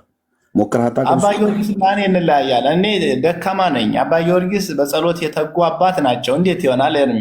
ማንን ከማን ጋር ነው የምታገናኘው? እኔና አባ ጊዮርጊስ አቤት። ስለዚህ አንተ የምትጠባው ምን ለማግኘት ነው? በቃ መባረክ ከሆነ እድሉን ባገኝ ነው። የሆነ እንደዚህ ኔጌቲቭ ቲንከር እንደማትሆንብኝ አምናለሁ። እድሉን ባገኝ። የአንተ ማዘር አሉ አይደል? እናትህ? ይቅርታ ግን ምሳሌ ስላደረኩ የኔም እናት አለች። ችግር የለም። የኔ አለች ማዘር ከአንተ ጋራ ልጆች አላቸው አይደል? የወለዷቸው? እኔ አለን። ሌሎችም አሉ። የአንተን እናት ጡት ያገኘ መንገደኛ ሁሉ ይጠባዋል። የጎረቤታችን ልጅ የሚገርም እናታችን ገበያ ስትሄድ እሱ ጠብቶ ያደገ እሱ እንደዛ አለ አየነው ይባላል። እሱ አስተዳደግ ላይ አለ። ማስተዳደግ በማህበረሰባችን እንደዛ ያደርጋሉ። ልክ ነው ያልኩ። ዝም ብሎ ማንም መንገደኛ ያደገ ሰው አሁን ጎረምሳ ሁሉ ሽማግሌ ቆሞ ያጥቡኝ እናቴ ብሎ ቢሉ እና ያጠባሉ እሳቸውስ እንደዛ ቢያጠቡስ አንተ ትክክል ነው ብለህ የምታምነው? ለበረከቱ ነው። ለምትወደውና ላመነችው ለምታውቀው ሰው ነው ያጠባችው የጎረቤታችን ልጅ። ስለዚህ ማርያም መመልስ ስይምዬ የጎረቤቱ እኮ ህፃን ነው አልኩ። የጎረቤቱ ህፃን ከመሆኑ የተነሳ በገጠሪቱ ኢትዮጵያን በከተማ ውስጥም አንዳንድ እናቶች ልጆቻቸውን ትተው ገበያ ሲሄዱ የሆነ ቦታ ላይ ሲሄዱ ወይ ሀዘን የማይቀርበት ቦታ ላይ ሲሄዱ ህፃናትን ይዘው ከመሄድ እዛ ጎረቤት ጋር ይጥሏቸውና ወይ ወተት ያጠጧቸዋል ወይ ደግሞ ያቺ እናት ጡት የምታጠባም ከሆነ ያጠቡታል ማለት ነው። እንደዚህ ማንም ኢትዮጵያውያን እንደዚህ ያደርጋሉ። ኦኬ፣ ይሄ በባህላችን ውስጥ ያለ ትስስር ነው። በጣም እንደውም ከዚህ የተነሳ ነው ትልቅ አክብሮት በማህበረሰቡ ዘንድ ያለው ማለት ነው። ኦኬ፣ እንደዛ አድርገዋን የአንተ እናት ያንን ብላቴና አጥብተው አሳድገውታል ማለት ነው። ስለዚህ አሁን በምንም አይነት መልኩ እናቱ ናቸው ያንተ እናት ማለት ነው። ግን አሁን እናት አድገው ልክ እንደዚህ አሁን እንደነ ማነው አባ ጊዮርጊስ ዘጋስጫ አይነት ወይ ደግሞ በታምረ ማርያም ላይ እንደተጻፉ አይነት ትልልቅ ሽማግሌዎች ሁሉ ወይ እንደነ መብሐ ጽዮን አይነቶቹ እነሱ ሁሉ መንገድ ላይ እንደዚህ እያገኙ እንደሚጠቡት ማርያም አሁን እንደዛ ታስጠባለች ወይ ነው ጥያቄ።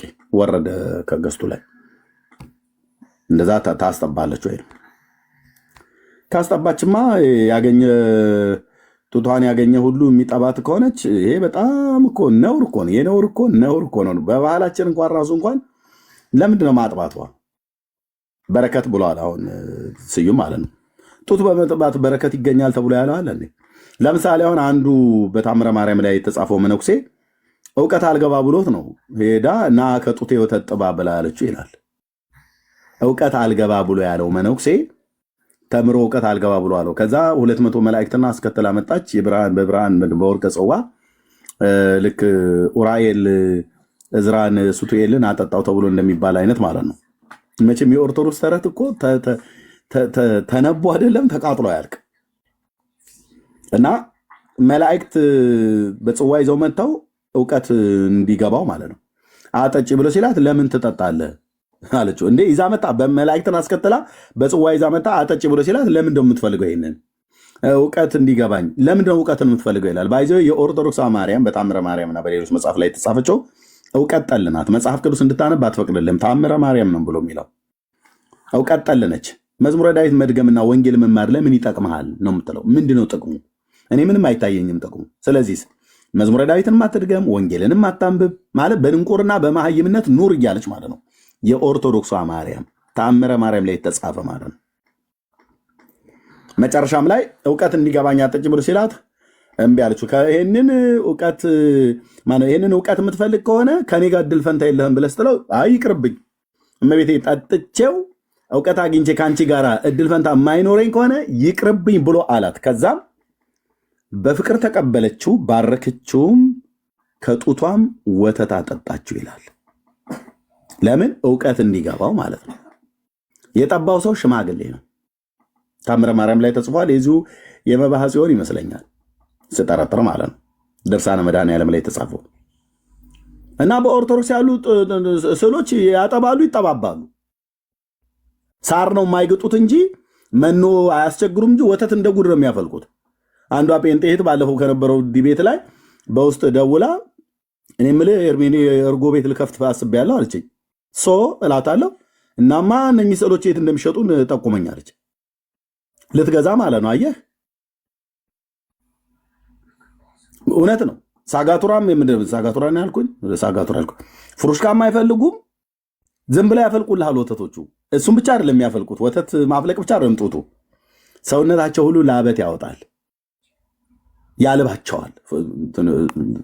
ስዕሎቹ አይ ቲንክ ሲሰግዱ ይሁን ወይ ሩጫ እየሮጡ ኤክሰርሳይዝ እያደረጉ ይሁን አይ ዶንት ኖ። ራሱ ዶክተር ሮዳስ ታደሰ እያሳየን ማለት ነው። ቪዲዮ አለ። ወዝ ሁሉ ታፈሳለች እና ወዙን ደግሞ ላቧን እየነኩ ይቀቡታል። ሽንቷን ትሸናለች ብቻ ነው ያላሉ። ስዕሎች የማያደርጉት ነገር የለም። በኦርቶዶክስ ይስቃሉ ስዕሎች፣ ፈገግ ይላሉ ስዕሎች። አንገታቸው እንደፋ አድርገው አንገታቸው ነቅነቅ ያደርጉልሃል። እሺ ብለው እንደሚሉት ማለት ነው። የመርቆሬዎስ ስዕል ሁሉ ጭምር ማለት ነው። እንደውም ባለፈው መርጌታ ሲያሳየኝ መልካ ማነው የሄዳሩ ዚቅ ላይ አለ። አንገታቸው ይነቀንቃሉ፣ ይስቃሉ፣ ከበሮ ሲመታ ይጨፍራሉ፣ ይደንሳሉ፣ ይዘላሉ። አየው ቅዱስ ገብርኤል አየው ትከሻው ነካነካ ሲያደርገው ብለው ይላሉ። ቪዲዮ እኮ አለ ወንድሞች እናቶች። እና ከካህናቱ ጋር እያበዱ ነው የሚያድሩት ሌሊቱን ሁሉ ማለት ነው። ወተት በሽበሽ ነው። ዘይት ያፈልቃሉ፣ ደም ያወጣሉ፣ ላበት ያፈልቃሉ፣ ይናገራሉ። ሰው በጦር ወቅተው ይገላሉ ስዕሎቹ ማለት ነው።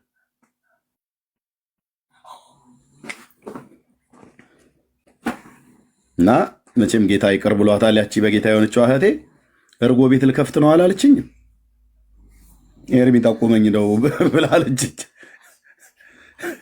ነገሩ እየቀለደች ነው። እንደ ኤልያስም ጠቁመኝ አለች። እና እንዲህ አይነት የራሳችሁ መጽሐፍ ለዚህ ብዙ ዘመናት ቤተክርስቲያኒቱ ዘግታ አልኩ እኮ ብራዘር፣ አንተ ትሯሯጥልኛለህ። እዛ ገበያህን ስራህን እየሰራ ነው። ትምህርት ያለው ትምህርት ነው። መንፈሳዊ ነገር ለቄስ ብቻ የተተወ ነው። ለቄስ ብቻ ወደ መጽሐፍ ቅዱስ ጠጋ ካልክ መንፈሳዊ ነገር ከተናገር እንደ ቄስ ልትሆን ነው እንዴ መምህሬ ብለው ያላገጡ ባለ ህዝቡ ሁሉ ጭምር ማለት ነው። በኦርቶዶክስ ሃይማኖት መንፈሳዊ ነገር ለቄስና ለዲያቆን ብቻ የተተወ ነው። ምእመኑ ጉዳዩ አይደለም። ምን አለፋለፈው መጽሐፍ ቅዱስ አንብብ ብለው አይሉት። መጽሐፍ ቅዱስ አንብበው አያውቁ። ሊያነቡም አይፈልጉም። እንዲያነቡም አያበረታቷቸውም።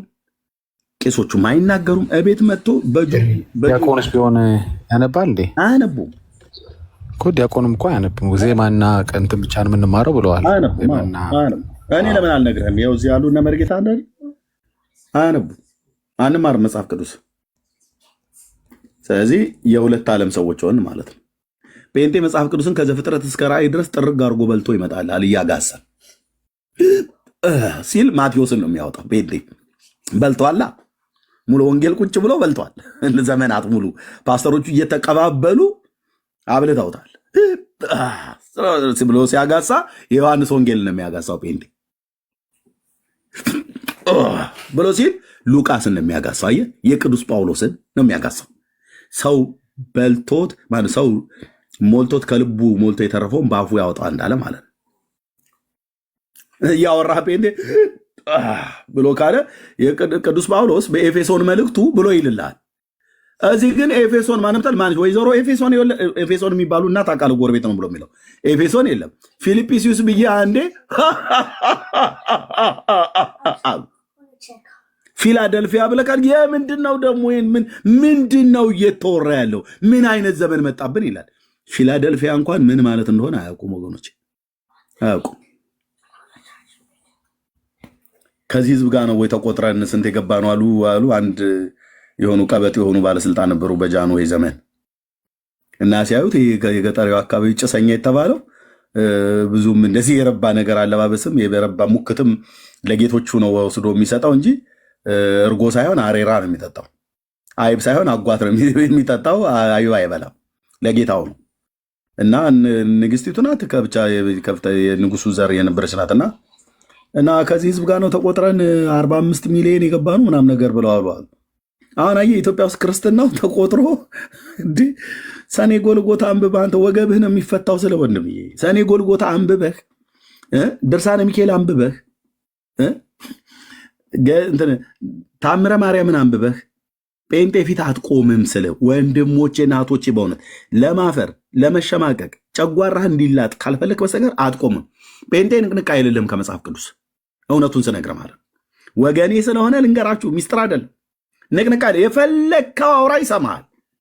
አረጋግጠልኝ ከመጽሐፍ ቅዱስ ነው ብሎ የሚል በብሉይ ኪዳንና በአዲስ ኪዳን በነቢያቱና በሐዋርያቱ በጌታችን በኢየሱስ ክርስቶስ ትምህርት እውነት አድርግልኝ ነው ብሎ የሚል ጴንጤ ከሌለ ጌታ ይባርክ ብሎ ትቶ ነው የሚሄደው። ጌታ ይባርክ፣ ጌታ ኢየሱስ ይወዳል፣ እኔም እወድሃለሁ፣ እግዚአብሔር የዘላለም ሕይወት እንዲሰጥ ብለህ ነግሬህ ወይ ነግረን በቃ ምንም አያለፋልፈን። በሚቀጥለውም ጊዜ ሌላ ጴንጤ ብታገኝ እንደዚሁ ነው፣ ኢየሱስ ጌታ ነው ብሎ የሚል። ስለዚህ የሚሻለው ወንድሞቼ እናቶቼ ንግግሩ ጥሩ ባይሆንም ቀጥታ አልጠቀመው። የገጠር ልጅ ነኝ፣ ባላገር ስለሆንኩ ባላገር ሰባኪ ነኝ። ምሳሌነቱ ጥሩ ባይሆንም ግን ዝንጀሮ እንዲህ ትላለች ይባላል በእኔ ሀገር። ዝንጀሮ እኛ ያልፈሳንበት ገደል የለም ብላ ትላለች በገጠርኛው። ለሚዲያ ባይመጥንም ቀጥታ አስተላልፉት፣ ዩቲዩብም ላይ ቀጥታ የኢትዮጵያ ሕዝብ ይገባዋል።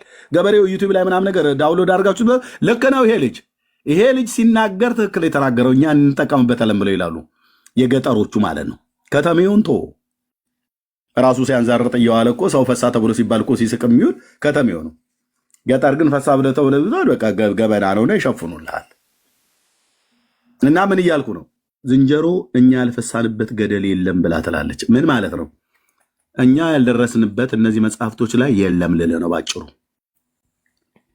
ህይወት የሚሻለው ክርስቶስን ማለት ህይወት የሚገኘው ክርስቶስን በማግኘት ነው። ክርስቶስን ለማግኘት ወደ እነዚህ መጽሐፍቶች ጎራ አትበል፣ አታገኘውም። ክርስቶስን የምታገኘው በብሉይ ኪዳን ቅዱሳት ነቢያት፣ በአዲስ ኪዳን ቅዱሳት ሐዋርያት የተሰበከውን መዝሙረ ዳዊት። ቆይ እንደገባህም አይደለም ነው ወርደ ነበር እንደገባህም አይደለም። ጨርስና ክርስቶፎሮስ አለ። ቆይ ክርስቶፎሮስ አለ፣ ከዛ ታወራለህ። ክርስቶስን የምታገኙት ክርስቶስን የምናገኘው የብሉይ ኪዳን ቅዱሳን ነቢያት ምን ብለው ተነበዩ? ይመጣል ብለው ነበር አይደል? ይወለዳል ብለው ነበር አይደል? ዳዊት ከተማ ቤተልሔም፣ ሚኪያስ እንደዛ ብሎ ተናግሮ ነበር። ዳዊትም ስለሞቱ እጆቼና እግሮቼን ቸነከሩኝ ብሎ ሲናገር ነበር። ስለ ትንሣኤው ሙሉ ጭምር በልብሴ ላይ ዕጣ ተጣጣሉ እያለ ትንቢት ሲናገር ነበር። የቆሬም ልጆች እንደዚሁ ሲናገሩ ነበር።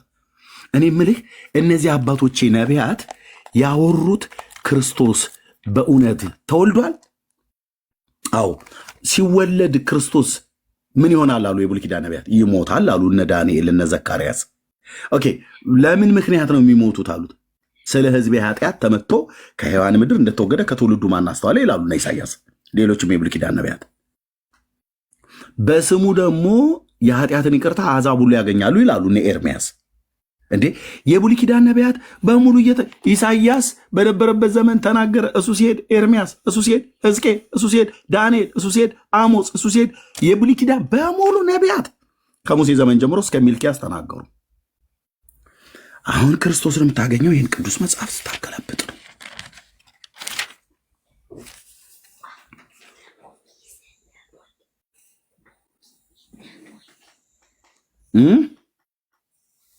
ስጨርስ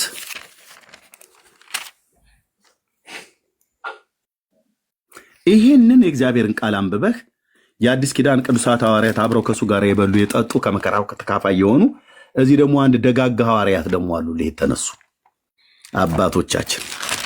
ቅዱስ ማቴዎስ የሚባል ወንጌላዊ አይሁዳዊ ሰው ነው። የጌታችን የመድኃኒታችን ኢየሱስ ክርስቶስ አዲስ ኪዳን ይላል። ከዚህ ስጨርስ ማቴዎስ ደግሞ ቆይ ልንገርህ ብሎ ከዘር ይጀምርላል። የዳዊት ልጅ የአብርሃም ልጅ ኢየሱስ ክርስቶስ ትውልድ መጽሐፍ። እሱን ስጨርስ ማርቆስ እዚህ አለሁ አውራኝ ነኝ ይላል። እሱን ስጨርስ ሉቃስ፣ እሱን ስጨርስ ዮሐንስ፣ እሱን ስጨርስ የሐዋርያት ሥራ፣ እሱን ስጨርስ የቅዱስ ጳውሎስ 14ቱ መልእክታት፣ እሱን ስጨርስ ጴጥሮስ እኔም አለሁ ይላል። ሁለት ክፍል ጽፌያለሁ ይላል። አንብበኝ ይላል። እሱን ስጨርስ ያዕቆብ እኔንም አንብብ 5 ምዕራፍ አለኝ ይላል። እሱን ስጨርስ ይሁዳ የሚባል አንድ ምዕራፍ የጻፈ አለ። አንድ ምዕራፍ የጻፈው ውስጡ ግን የተጠቀጠቀው ሚዩት አድርገው ይሁዳ የተባለው ሐዋርያ የጻፈው አንዲት ምዕራፍ ናት። ስለ ክርስቶስ ኢየሱስ በስሙ ስለማመን ያገኘነውን እምነት እስከ መጨረሻው አጽንተን ስለመጠበቅ ይጀምርና አባቶችን በሄኖክ ዘመን የነበረውን ሁሉ ጠቃቅሶ በቅዱሳት ሐዋርያት የተነገረውን ቃል አስቡ ይለናል። ይህንን ስታነብ ነው ክርስቶስን የምታገኘው፣ ክርስቶስን የምታውቀው። ከዚህ ርቃ ግን ውዳሴ ያለ እግዝእትነ ማርያም ድንግል ወላዲተ አምላክ ዘይትነበብ በዕለተ ሰኑይ የሰኞ ስጨርስ የማክሰኞ ስጨርስ የረቡዕ ስጨርስ የሐሙስ ስጨርስ የዓርብ ዘመናት ጠብ የሚል ነገር የለም። ተደግማላችሁ። ያው ህይወትም ድግምግም ነው የሚሆነው። ነቅሎ የሚያወጣ ወደ ክርስቶስ የሚያቀርብ ይሄ ቃል ሳይሆን ይሄ ቅዱስ ቃል በትህትና እነግራችኋለን። ከነዚህ ራቁ፣ ወደዚህ ተጠጉ። እነዚህን ጣሉ፣ ይሄንን አንሱ። የእግዚአብሔርን ቃል በግልጥ ነው የምነግርህ። ጣሏቸው፣ አይጠቅሟችሁም። ይሄ እግዚአብሔር ቃል የሚጠቅመን እግዚአብሔር የዘላለም ሐሳቡን እዚህ ውስጥ ነው የነገረ። ምሕረቱንም ፍቅሩንም ቁጣውንም እዚህ ነው የነገረ። ልጁን የላከውም ልጄን ስሙት ብሎ ያለው እዚህ ነው የነገረ። በቃ ክርስትና በዚህ ይሄንን ቃል አንብቦ በዚህ ቃል እያሰላሰሉ በዚህ ቃል መኖር እንጂ ከዚህ ቃል ውጭ ይሄን ቃል አንድ ቀን ሳያነቡ ክር አንገት ላይ አስሮ ክርስቲያኔ ብሎ ማለት በከንቱ መገበዝ ነው። ትጠፋላችሁ። ጥፋት እንዳይሆንባችሁ ወደ ጌታ ተመለሱ ማለት እወዳለሁ። ቴንኪው። እሺ ስዩም ጨርስና ከዛ ወደ ክርስቶፎሮስ እንምጣ። ከዛ ወንድሞቼ ጊዜ ሰጥቼ ፕሮግራማችንም እናጠቃለን። በደንብ ግን ማውራት አለ። ጨርስና ስዩምን አንድ ጥያቄ መጠየቅ እፈልጋለሁ። ጨርስና እሺ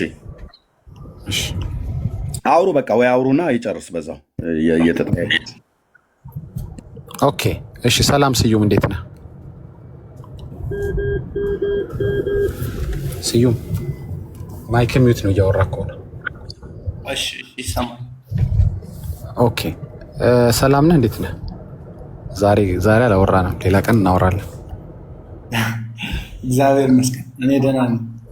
እሺ ወንድሜ፣ አይ ምንድን ልጠይቀህ መሰለህ፣ ያለ እነዚህ ስዕላቱ ያለ ስዕል አድኖ በዓላቱን አንድ ሰው ሳያከብር ስዕል አድኖውን ሳይጠቀም ቅድም ዲስከስ ያደረጋችሁትን ነገሮች ሳያደርግ አንድ ሰው መንግስተ ሰማያትን መውረስ ይችላል? የዘላለም ሕይወት ሊኖር ይችላል?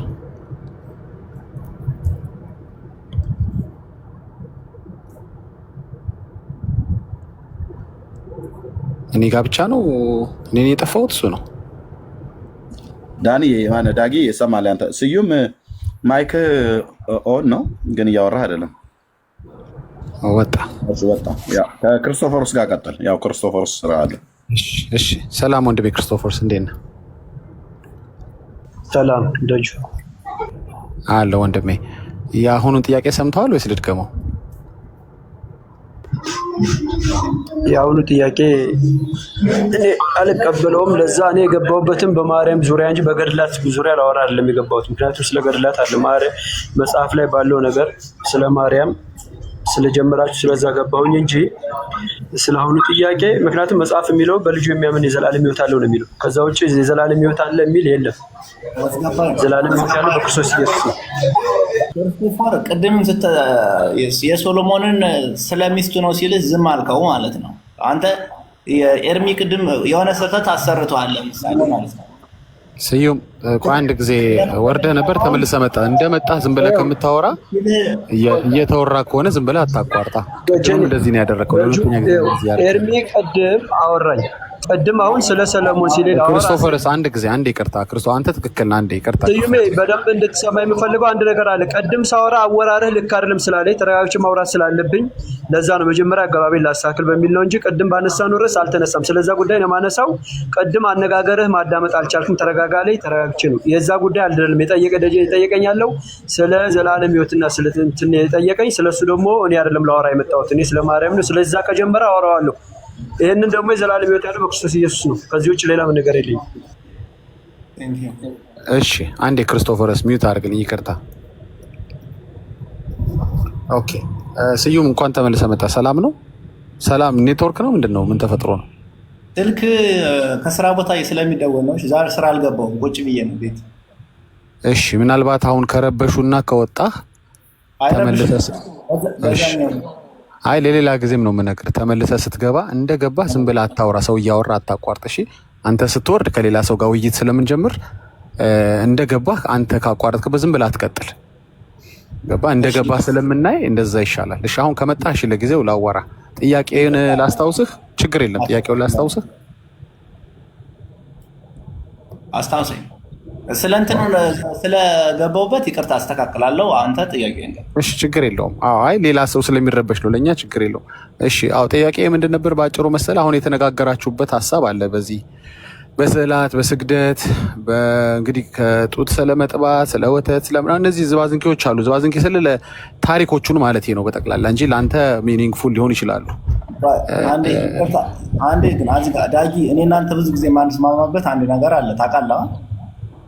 አንተና እኔ ማንስማማበት ስትናገር ለደገፍከው ፓርት ብቻ ታደላለህ። ሚዛናዊ የሆነ ንግግር አትናገርም ማለት ነው።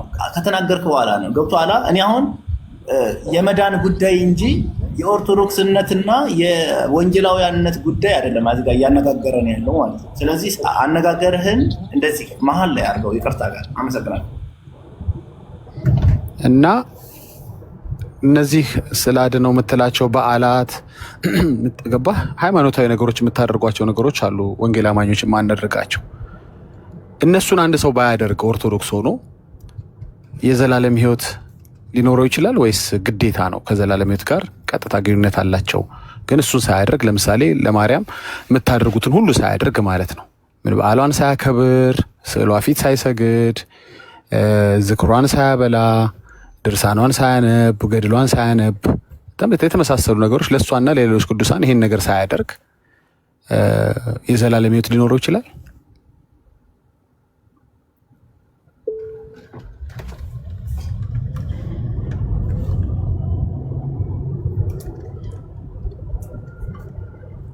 ጥያቄ ጨርሻለሁ። ማይክን አንሚዩት አድርገህ መመለስ ትችላለህ።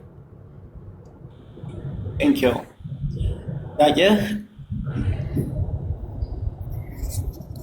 ጥያቄ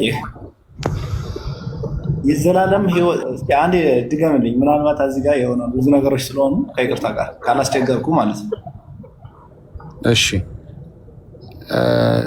ለምሳሌ ስዕል አድኖን ትጠቀማላችሁ። ስዕል አድኖ ሳይጠቀም አንድ ሰው ኮምፕሊትሊ ምንም ስዕል አድኖ ቤቱ ባይኖር፣ ቢሮም ስራውን ቦታ ኪሱም ውስጥ ባይኖር፣ መኪና ውስጥም ባይኖር፣ ጭራሽ ስዕል አድኖ ባይጠቀም ማለት ነው።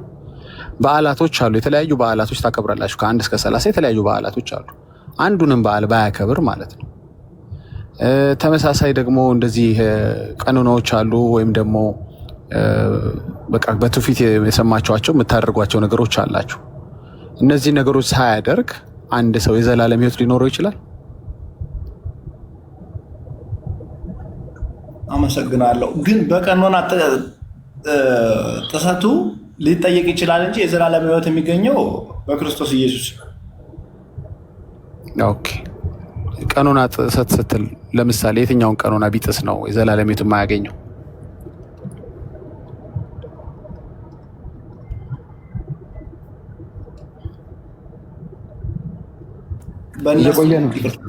እሺ እየቆየህ ነው በጣም መሀል ላይ አይዶን አይሰማም መሰለኝ፣ ኔትወርክ ይሆናል።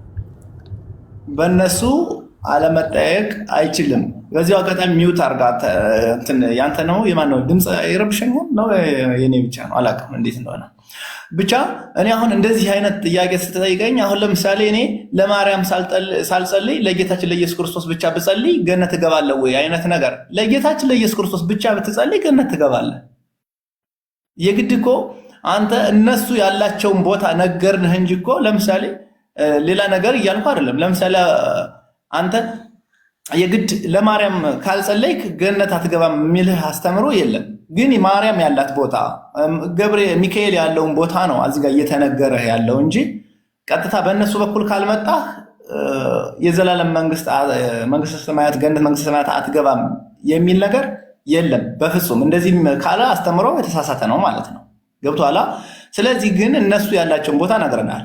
ደግሞ ለስዕላት ባልሰግድ እንትን ለስዕላት ወደ ስዕላት ርዕስ ሌላ ነው። ይቅርታ ርዕሳችን ስንለይ አሁን ስለ ድንግል ማርያም ነው እያወራን ያለ ነው። ስለዚህ አንተ ቀኖና የምትጥስ ከሆነ አሁን ስለ ዶግማና ስለ ቀኖና ነው ያመጣህብኝ። ቀኖና የምትጥስ ከሆነ በቀኖና በመጣስ ትጠየቃለህ። ከዘላለም ሕይወት ጋር ግን የሚያገናኘው የለም። የዘላለም ሕይወትን ለማግኘት በእግዚአብሔር ማመን ነው የሚጠበቅብህ። አመሰግናለሁ። ኦኬ መጽሐፉ ላይ እናየዋለን። እስኪ አሁን ያልከው አንድ ጉዳይ እናነሳለን። ግን እሱን ከማንሳት በፊት ኢንጀነራል እንግዲህ እንደሰማችሁት ነው አንድ ሰው ከ1 እስከ 30 ያሉትን በዓላቶች ባያከብርም ከመንግስተ ሰማያት አይጎልም። ኦኬ ስዕላቶችን አስመልክቶ ቢሰግድ ባይሰግድ እሱን እንሄድበታለን። እኔ ማሳይ መረጃ አለኝ። ግን እንደው ኢንጀነራል ስዕላቶች ዶግማም ስላልሆነ ጉዳዩ የዘላለም ሕይወቱን አያጣም ማለት ነው። ስለዚህ አንድ ሰው ቤቱ ያሉትን በጠቅላላ ስዕል አድኖች ዳጊ አሁን አንተ እያወራህ ያለኸው ስለ ቀኖናና ስለ ዘላለም ሕይወት መካከል ያለውን ነው እያወራህ ያለው። 1 እስከ 30 ያሉት በዓላቱ ደግሞ ብትል አሉ የተገዘቱ በዓላቶች አሉ። እነሱ እኛ ለአማኞች የሚሆን ነገር ነው። በነገራችን ላይ የአማኞች ልክ እየተነገረ ያለው ሰንበት ደግሞ በመካከል አለ። እሱን የቆጠርከው አይመስለኝም። እናንተም ታከብሩት ይሆናል አላውቅም እንዴት እንደሚሆን ግን እያጣራህ የሆነ ነገሮች ድርብርብ አጣርጋቸው ለአድማጮችም ያው ስለሚሰሙ እነዚህ አብዛኞቹ ኦርቶዶክስ የኦርቶዶክስን እንትንን ማወቅ የሚፈልጉ አሉ። ገብቶሃል አይደለ? እና ባደራረበው ብዬ ነው። አመሰግናለሁ። ይቅርታ። እሺ ባይ ዘ ወይ በጣም ነው የምታቋርጠኝ፣ ግን ኢትስ ኦኬ። ቶሎ ቶሎ የምታቆም ከሆነ ችግር የለም። ለአንተ ግልጽ እንዲሆን ነው እንደዚህ በደንብ አድርጌ ማስረዳ ያልደራረብኩትም ለዚህ ነው። ቀስ እያልኩ ማስረዳ ለዚህ ነው። አሁንም በጥንቃቄ ስማኝ። እነዚህ ነገሮች የበዓላት አምልኮ የበዓላት እነዚህ የምታከብሯቸው ነገሮች የስዕል ጉዳይ የስግደት ጉዳይ እንግዲህ ብዙ ቶፒኮች ታውቃቸዋለህ። ዶግማ ከሚባሉት ውጪ ያሉ ሀሳቦች ናቸው። አይ ዶግማ ናቸው ካልክ አቋርጠህ አሁን ልትገባ ትችላለህ። ስለዚህ እነሱን ያላደረገ ለምሳሌ ከ1 እስከ 30 ያሉትን በዓላቶች ወጥቶ ያላከበረ ያልዘከረ መሰል ነገሮችን ያላደረገ ስዕላት ቤት ውስጥ ያሉትን ስዕል አድኖች በጠቅላላ አውጥቶ ባይጠቀም ስዕላት ባይኖረው አንድ ሰው እነዚህንና መሰል ነገሮችን ባያደርግ ከዘላለም ሕይወት ይጎድላል ወይ ነው? አይጎድልም ብለህ መልሰልኛል ካልተሳሳትኩኝ። ልክ ነኝ አይደል?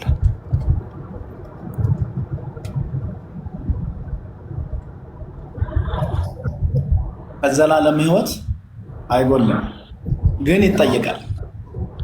ኦኬ በምንድን ነው የሚጠየቀው? እስኪ ንገረኝ። ምን ተብሎ ይጠየቃል? ያው ባላደረጋቸው ነገሮች ስርዓት ቀኖና በመጣሱ ይጠየቃል። ኦኬ መጠየቅ ማለት ምን ማለት ነው? ቅጣት አለው ማለት ነው አይደል? አሁን አንተ ያልከኝ ከ1 እስከ 30 ባለማክበሩ ተጠያቂ ነው እኮ። ተጠያቂ ማለት አልገ እንደ በሽተኛ መጠየቅ የሚባል አጠያየቅ አለ። አስተማሪ ተማሪ ሲጠይቀው አይነት አለ። ፖሊስ በህግ ሲጠይቅ ሰዎችን አለ። መጠየቅ የትኛው መጠየቅ ነው እያልከኝ? በህግ የሚያስቀጣ ነው ወይስ የትኛውን ነው መጠየቅ ስትለኝ? ይጠየቃለው አልገባኝም። በምን በህግ ነው? በቅጣት አለው? ምንድን ነው? አክሊል ይቀርበታል እያልከኝ ነው? ሽልማት ይቀርበታል ነው? ግልጽ አድርገው።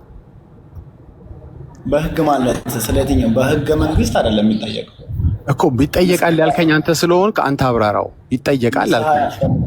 ንስሐ ማግባት አለበት እኮ። የሚጠየቀው ሰማይ ቤት ነው ምድር ላይ ነው የሚጠየቀው? እሱ አንድ ቀኖና ስለሻረ ንስሐ ገብቶ ንስሐ መግባት አለበት በዚህ ጉዳይ ማለት ነው። ቀኖናውን ያልካቸውን መጀመሪያ ተነግረኛለህ። በኋላ ግን አሁን ያልካቸውን ባያደርግ ነው የምልህ። የት ነው የሚጠየቀው? ምድር ላይ ነው የሚጠየቀው? ሰማይ ቤት ነው የሚጠየቀው? ንስሐ መግባት አለበት። አንዴ እንመጣለን ወደ ንስሐ። ይጠየቃል ብለህ ነበር። የት ነው የሚጠየቀው? ምድር ላይ ነው የሚጠየቀው? እዚሁ ምድር ላይ ይጸጸትና ይሄዳል አይደል? ወደ ካህኑ ከዛ ንስሐ ይሰጠው። ኦኬ ቅድም ምን አልከኝ መሰለህ? ይሄንን ባያደርግ የዘላለም ሕይወት ያገኛል አልከኝ። የዘላለም ሕይወት የሚያገኝ ከሆነ ንስሐም ባይገባ የዘላለም ሕይወት አግኝቷል ማለት እኮ ነው። አሁን እንደምትለኝ ከሆነ ፎርማሊቲ እንዲያሟላ ነው የፈለጋችሁት እንጂ እኮ የዘላለም ሕይወት ያገኛል ብለኛል። አያገኝም ወይ በለኝ። ያገኛል ካልከኝ በኋላ ደግሞ ንስሐ መግባት አለበት ያልከኝ ነው እኮ። አንዱን ምረጥልኛ።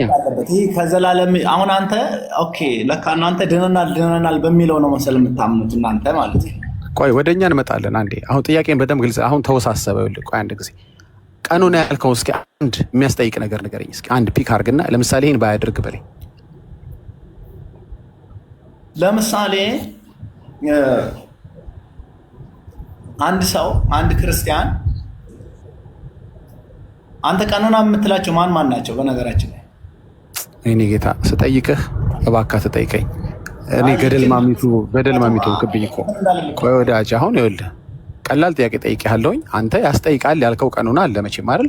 ታውቃቸዋለህ መቼም። አላውቀውም አትለኝም ካልከኝ ደግሞ በቃ የምታውቀው ከሆነ አንድ ንገረኝ። አንድ ምረጥና የፈለግከውን አንድ ንገረኝ። የሚያስጠይቅ ቀኑና አላልኩም እኔ። የሚያስጠይቅ ቀኑና ነው ያልኩህ እኮ። የሚያስጠይቅ ለምሳሌ ሰንበትን ባያከብር ምንን? ሰንበትን ባያከብር አብሮውን ባይጾም። ኦኬ ሰንበትን እንያዘው። ሰንበትን ባያከብር ምን ይቀጣል ያ ሰውዬ? በእግዚአብሔር ዘንድ ምን ይቀጣል እኮ? ሰንበትን ባለማክበሩ ያለውን ቅጣት ንገረኝ። እግዚአብሔር ዘንድ ስትሄድ ነው የምታየው። እግዚአብሔር ዘንድ ደርሻ አልመጣው ዳጊ ምንድን ነው የምታየው? ኦኬ ስለዚህ አንዳንድ ቅጣቶችን የምናውቀው እዛ ከሄድን በኋላ ነው ማለት ነው። ብዙ ቅጣቶችን አዛታገኝ። ምን አልከኝ? ቅጣቶቹን ንስሐ መግባት አለብህ ለሰራኸው ነገር ገብቶሃል። ቅጣቱን አታውቀውም አንተ። ቅጣቱን አታውቀውም እንደሚያስቀጣ እንጂ ቅጣቱም እንደሆነ አታውቀውም። እንደሚያስቀጣ ፈርድማ የእግዚአብሔር ነው። እግዚአብሔር መንገድ ላይ ነው የሚፈርደው አይደል? ፍርድ የት ነው ሳይሆን ያልኩህ ቅጣቱን አታውቀውም። እዛ ሄደህ ነው ሰርፕራይዝ ተብለህ የምትቀጣው? እዛ ነው የምታውቀው ፋይንድ አውት የምታደርገው ወይስ እዚህ ነው የምታውቀው የሚያስቀጣህን ነገር? አንተ ማወቅ አለብህ። የሚያስቀጣህን ነገር ማወቅ አለብህ አንተ መጀመሪያ እኮ ንገረኛ። ማወቅ አለብህ ካልክ ያወቅኸው ቅጣት ንገረኝ። ሰንበትን አለማክበር ያስቀጣሃል ዳይ እኮ። ምንድን ነው ቅጣቱ ነው እኮ የምልህ። ገባኝ እኮ ቅጣት እንዳለው ከቅድም ጀምሮ እየነገርክን ነው። አሁን ማወቅ አለብህ ደግሞ አልከኝ። ማወቅ ካለብኝ ያ ማወቅ ያለብህ ቅጣት ምን ይባላል? ምንድን ነው ቅጣቱ? ምን ትደረጋለህ ሰንበትን ስላላከበርክ? እሱን ካህኑን ጠይቃቸው። ምንድን እንደሚሰጡህ በምንድን ንስሐ እንደሚያስገቡ ጠይቃቸው። ስልክ ቁጥራቸውን ትልክልኛለህ? እሺ ወዳጅ በቃ እሳቸውን ጠይቃቸዋለሁ። ለማንኛውም እንግዲህ አሁን እናሱ ስንወያይ እንደሰማችሁ እየጠየቀ ያለው ይሄ ቤተክርስቲያኒቷ ዶክትሪን ነው። ምክንያቱም ቤተክርስቲያኒቷ የምትጠቀምበታለ እንደ ቤተክርስቲያን የሚቀጣው ምክንያቱም ቤተክርስቲያኒቷ ያወጣችው ዶክትሪንና ሕግ አለ። ይሄን አሰራር የማያደርግ ምክንያት መጽሐፍም ሲናገር እንደዚህ አይነቶቹ ጋር ህብረት አታርጉ። ሌላ ጊዜ ሰው እያወራ አይገባም። አዎ ቴንኪዩ ቢኒ አመሰግናለሁ። አይገባም ግን ተሳስቶ ጥሩ መልስ ነው የመለሰልን። ከዚህ በኋላ እንደዛ አታርግሽ። አሁን ከስዩም ጋር ሊጨርስ ነው። ከአንተ ጋር ደግሞ ሌላ ሰው ያወራል። እንግዲህ እንደሰማችሁት ነው። ይሄ ነው ኦርቶዶክሳውያኖች። ከፈለጋችሁ ይሄን ለማረጋገጥ ሂዱና ከጳጳሱ ጀምሮ ሄዳችሁ አሁን የጠየቁትን ጥያቄ ጠይቋቸው። ከዘላለም ሕይወት ጋር ምንም የማያገናኘው የእናንተን ጊዜ፣ የእናንተን ጉልበት፣ የእናንተን ዘመን የሚበላ ምንም የተለየ በረከት ኢየሱስ ከሚባርካችሁ በረከት የተሻለ በረከት ሊባርክም አይችልም። እንደው አለ እንኳ ካሉ በረከት አለው ይሏቸዋል። ይህን በማድረግ በረከት አለው። ይህን በማድረግ ጌታ ከሚባርካችሁ በረከት በላይ ማንም ሊባርካችሁ አይችልም። ማንም በረከቱ የሱ በቂ ነው። ቤታችሁ እሱ ገባ ማለት ሁሉ ነገር ገባ ማለት ነው። ሰላም ገባ፣ ጥበቃ ገባ፣ በረከት ገባ ማለት ነው። ከቅዱሳን የማያሻኝ፣ ከዘመድ አዝማድ የማያሻኝ፣ ከሰማዕት የማያሻኝ፣ አማላሽ ከተባሉ የማያሻኝ በቂ የሆነ ነገር ኢየሱስ ሕይወታችሁ ሲገባ ይገባል። የዘላለም ሕይወትን አታጡ። በዓላትን ከ1 እስከ 30 አከበራችኋል። ባታከብሩ ምን ይመጣል? ቆይ ባትሰግድስ እከሌን አማላጅ ባታረግስ ምንም እስቲ ቁጭ ብለህ አስበው። ምንም አትጎልም ከዘላለም ሕይወት። ይኸው 2 ሰዎች መልሰውላቸዋል። ቸርች ነች የምትቀጣችሁ። ለምንድን ግብር አስቀርተሃላ። እንዳትከፍት ማይክን። ማንም ሰው ማይክ ከከፈተ ብሎክ ነው ማድረግ። ቸርች ነው በቸርች ትቀጣለህ። ለምን ግብር አስቀርተሃላ። በደሞዛቸው መታሃላ። የብዙ ሻማ ሻጮች ገበያ ላይ ቆመሃላ። ዣንጥላ ዘርግታ እሷ ኦኬ አባርሃለሁ ብያለሁ። ከዚህ በኋላ ከከፈትክ ስዩም አባርሃለሁ። ስነ ስርዓት ያዝ። ስነ ስርዓት ላፍርስ። የሐሰት ትምህርቶችን ላፍርስ። ሚዩት አድርገውና ተቀመጥ። እሺ ላስወርድና ተመልሰህ ትገባለህ። ይጨርስ በቃ። ችግር እኮ የለውም። ምን ችግር አለ? እናንተ እኮ ራሳችሁ ናችሁ በአንደበታችሁ ሚስጥሩን ያወጣችሁት እኮ። በአንደበታችሁ ሚስጥሩን አወጣችሁ። ሰው እንደዚህ ማሰብ ስላልጀመረ ነው ሲበላ ዘመኑ ይኖረው። በዛ ውስጥ የዘላለም ሕይወት ያለ ስለመሰለው፣ በዛ ውስጥ ቤተሰቡን የሞተ ቤተሰቡን የሚያስምር ስለመሰለው፣ በዛ ውስጥ ጠብ እርግፍ ቢል ኢየሱስ ያልጨረሰውን ስራ ሰርቶ አሟልቶ መዳኑን የዘላለም ሕይወት የሚያገኝ ስለመሰለው ነው። ግን አይደለም ወገኖች። ለተቀበሉት በስሙ ለሚያምኑት ለነሱ ልጅነትን እሱ አባትነት ይሆናቸዋል። አባትነት ቤታቸው ገባ ማለት አባት አገኙ ማለት ነው። ወላጅ አልባ ልጅ የነበረ ሁሉ ወላጅ ያገኛል፣ ልጅም ይሆናል። አለቀ። ከዛ በኋላ ወላጅ ለልጆቹ ያሳሰቡት አይደለም የሚያደርገው ጥበቃን ኬር ያደርጋል። እንዴ ቁርስ በሉ ምሳ በልተው ይሆን? አረ ልጆቼ። ከዛ በኋላ ልክ ደግሞ አንተ ጌታ ከሆንክ በኋላ የሚጨነቀው እሱ ነው፣ አንተ አይደለም። እንዲህ ነው አስተዳደጋቸው። እንደው ሕክምና ምናምን የሌለ ስጋዊ እንኳን እናንተ ክፎች ስትሆኑ ይላል መጽሐፍ ቅዱስ። እናንተ እኛ ክፎች ሆነን ሰዎች እንኳን ለልጆቻችን ዳቦ ሲለምኑ ድንጋይ አንሰጣቸው። አለቀ። ኢየሱስ ገባ ማለት ዳትሴት። ይሄን ግን አትነግርም ኦርቶዶክስ። ባል ክብር ምን ይሆናል ብለህ ለምን እስከ ዛሬ አልጠየቅም? ዘመን ሙሉ ስትበላ መልሱ ምንም። ባልሰግድስ ቆይ ለማርያም ምንም። ባልደጉስ ባላስደጉስ ምንም። በየገዳማቱ ባልዞርስ ምንም። ይህን ስናገር መልካም ስራ አትስሩ እያልኩኝ ነው? አልወጣኝም። ድሀ አታብሉ እያልኩ ነው? የታረዘ አታብሉ እያልኩ ነው? አይደለም። ኦርቶዶክስ የጫነችብህን ግን ባታደርግ ምንም ችግር የለው። ትቀጣለች። ማሏሽ ነገር ትቀጣለች። በደንብ አድርጋ ትቀጣለች። ለምሳሌ በከፊል ቅጣቶቿ ልንገርህ። ከእድር ታስባርራለች። መቀበሪያ ታሳጣሃለች።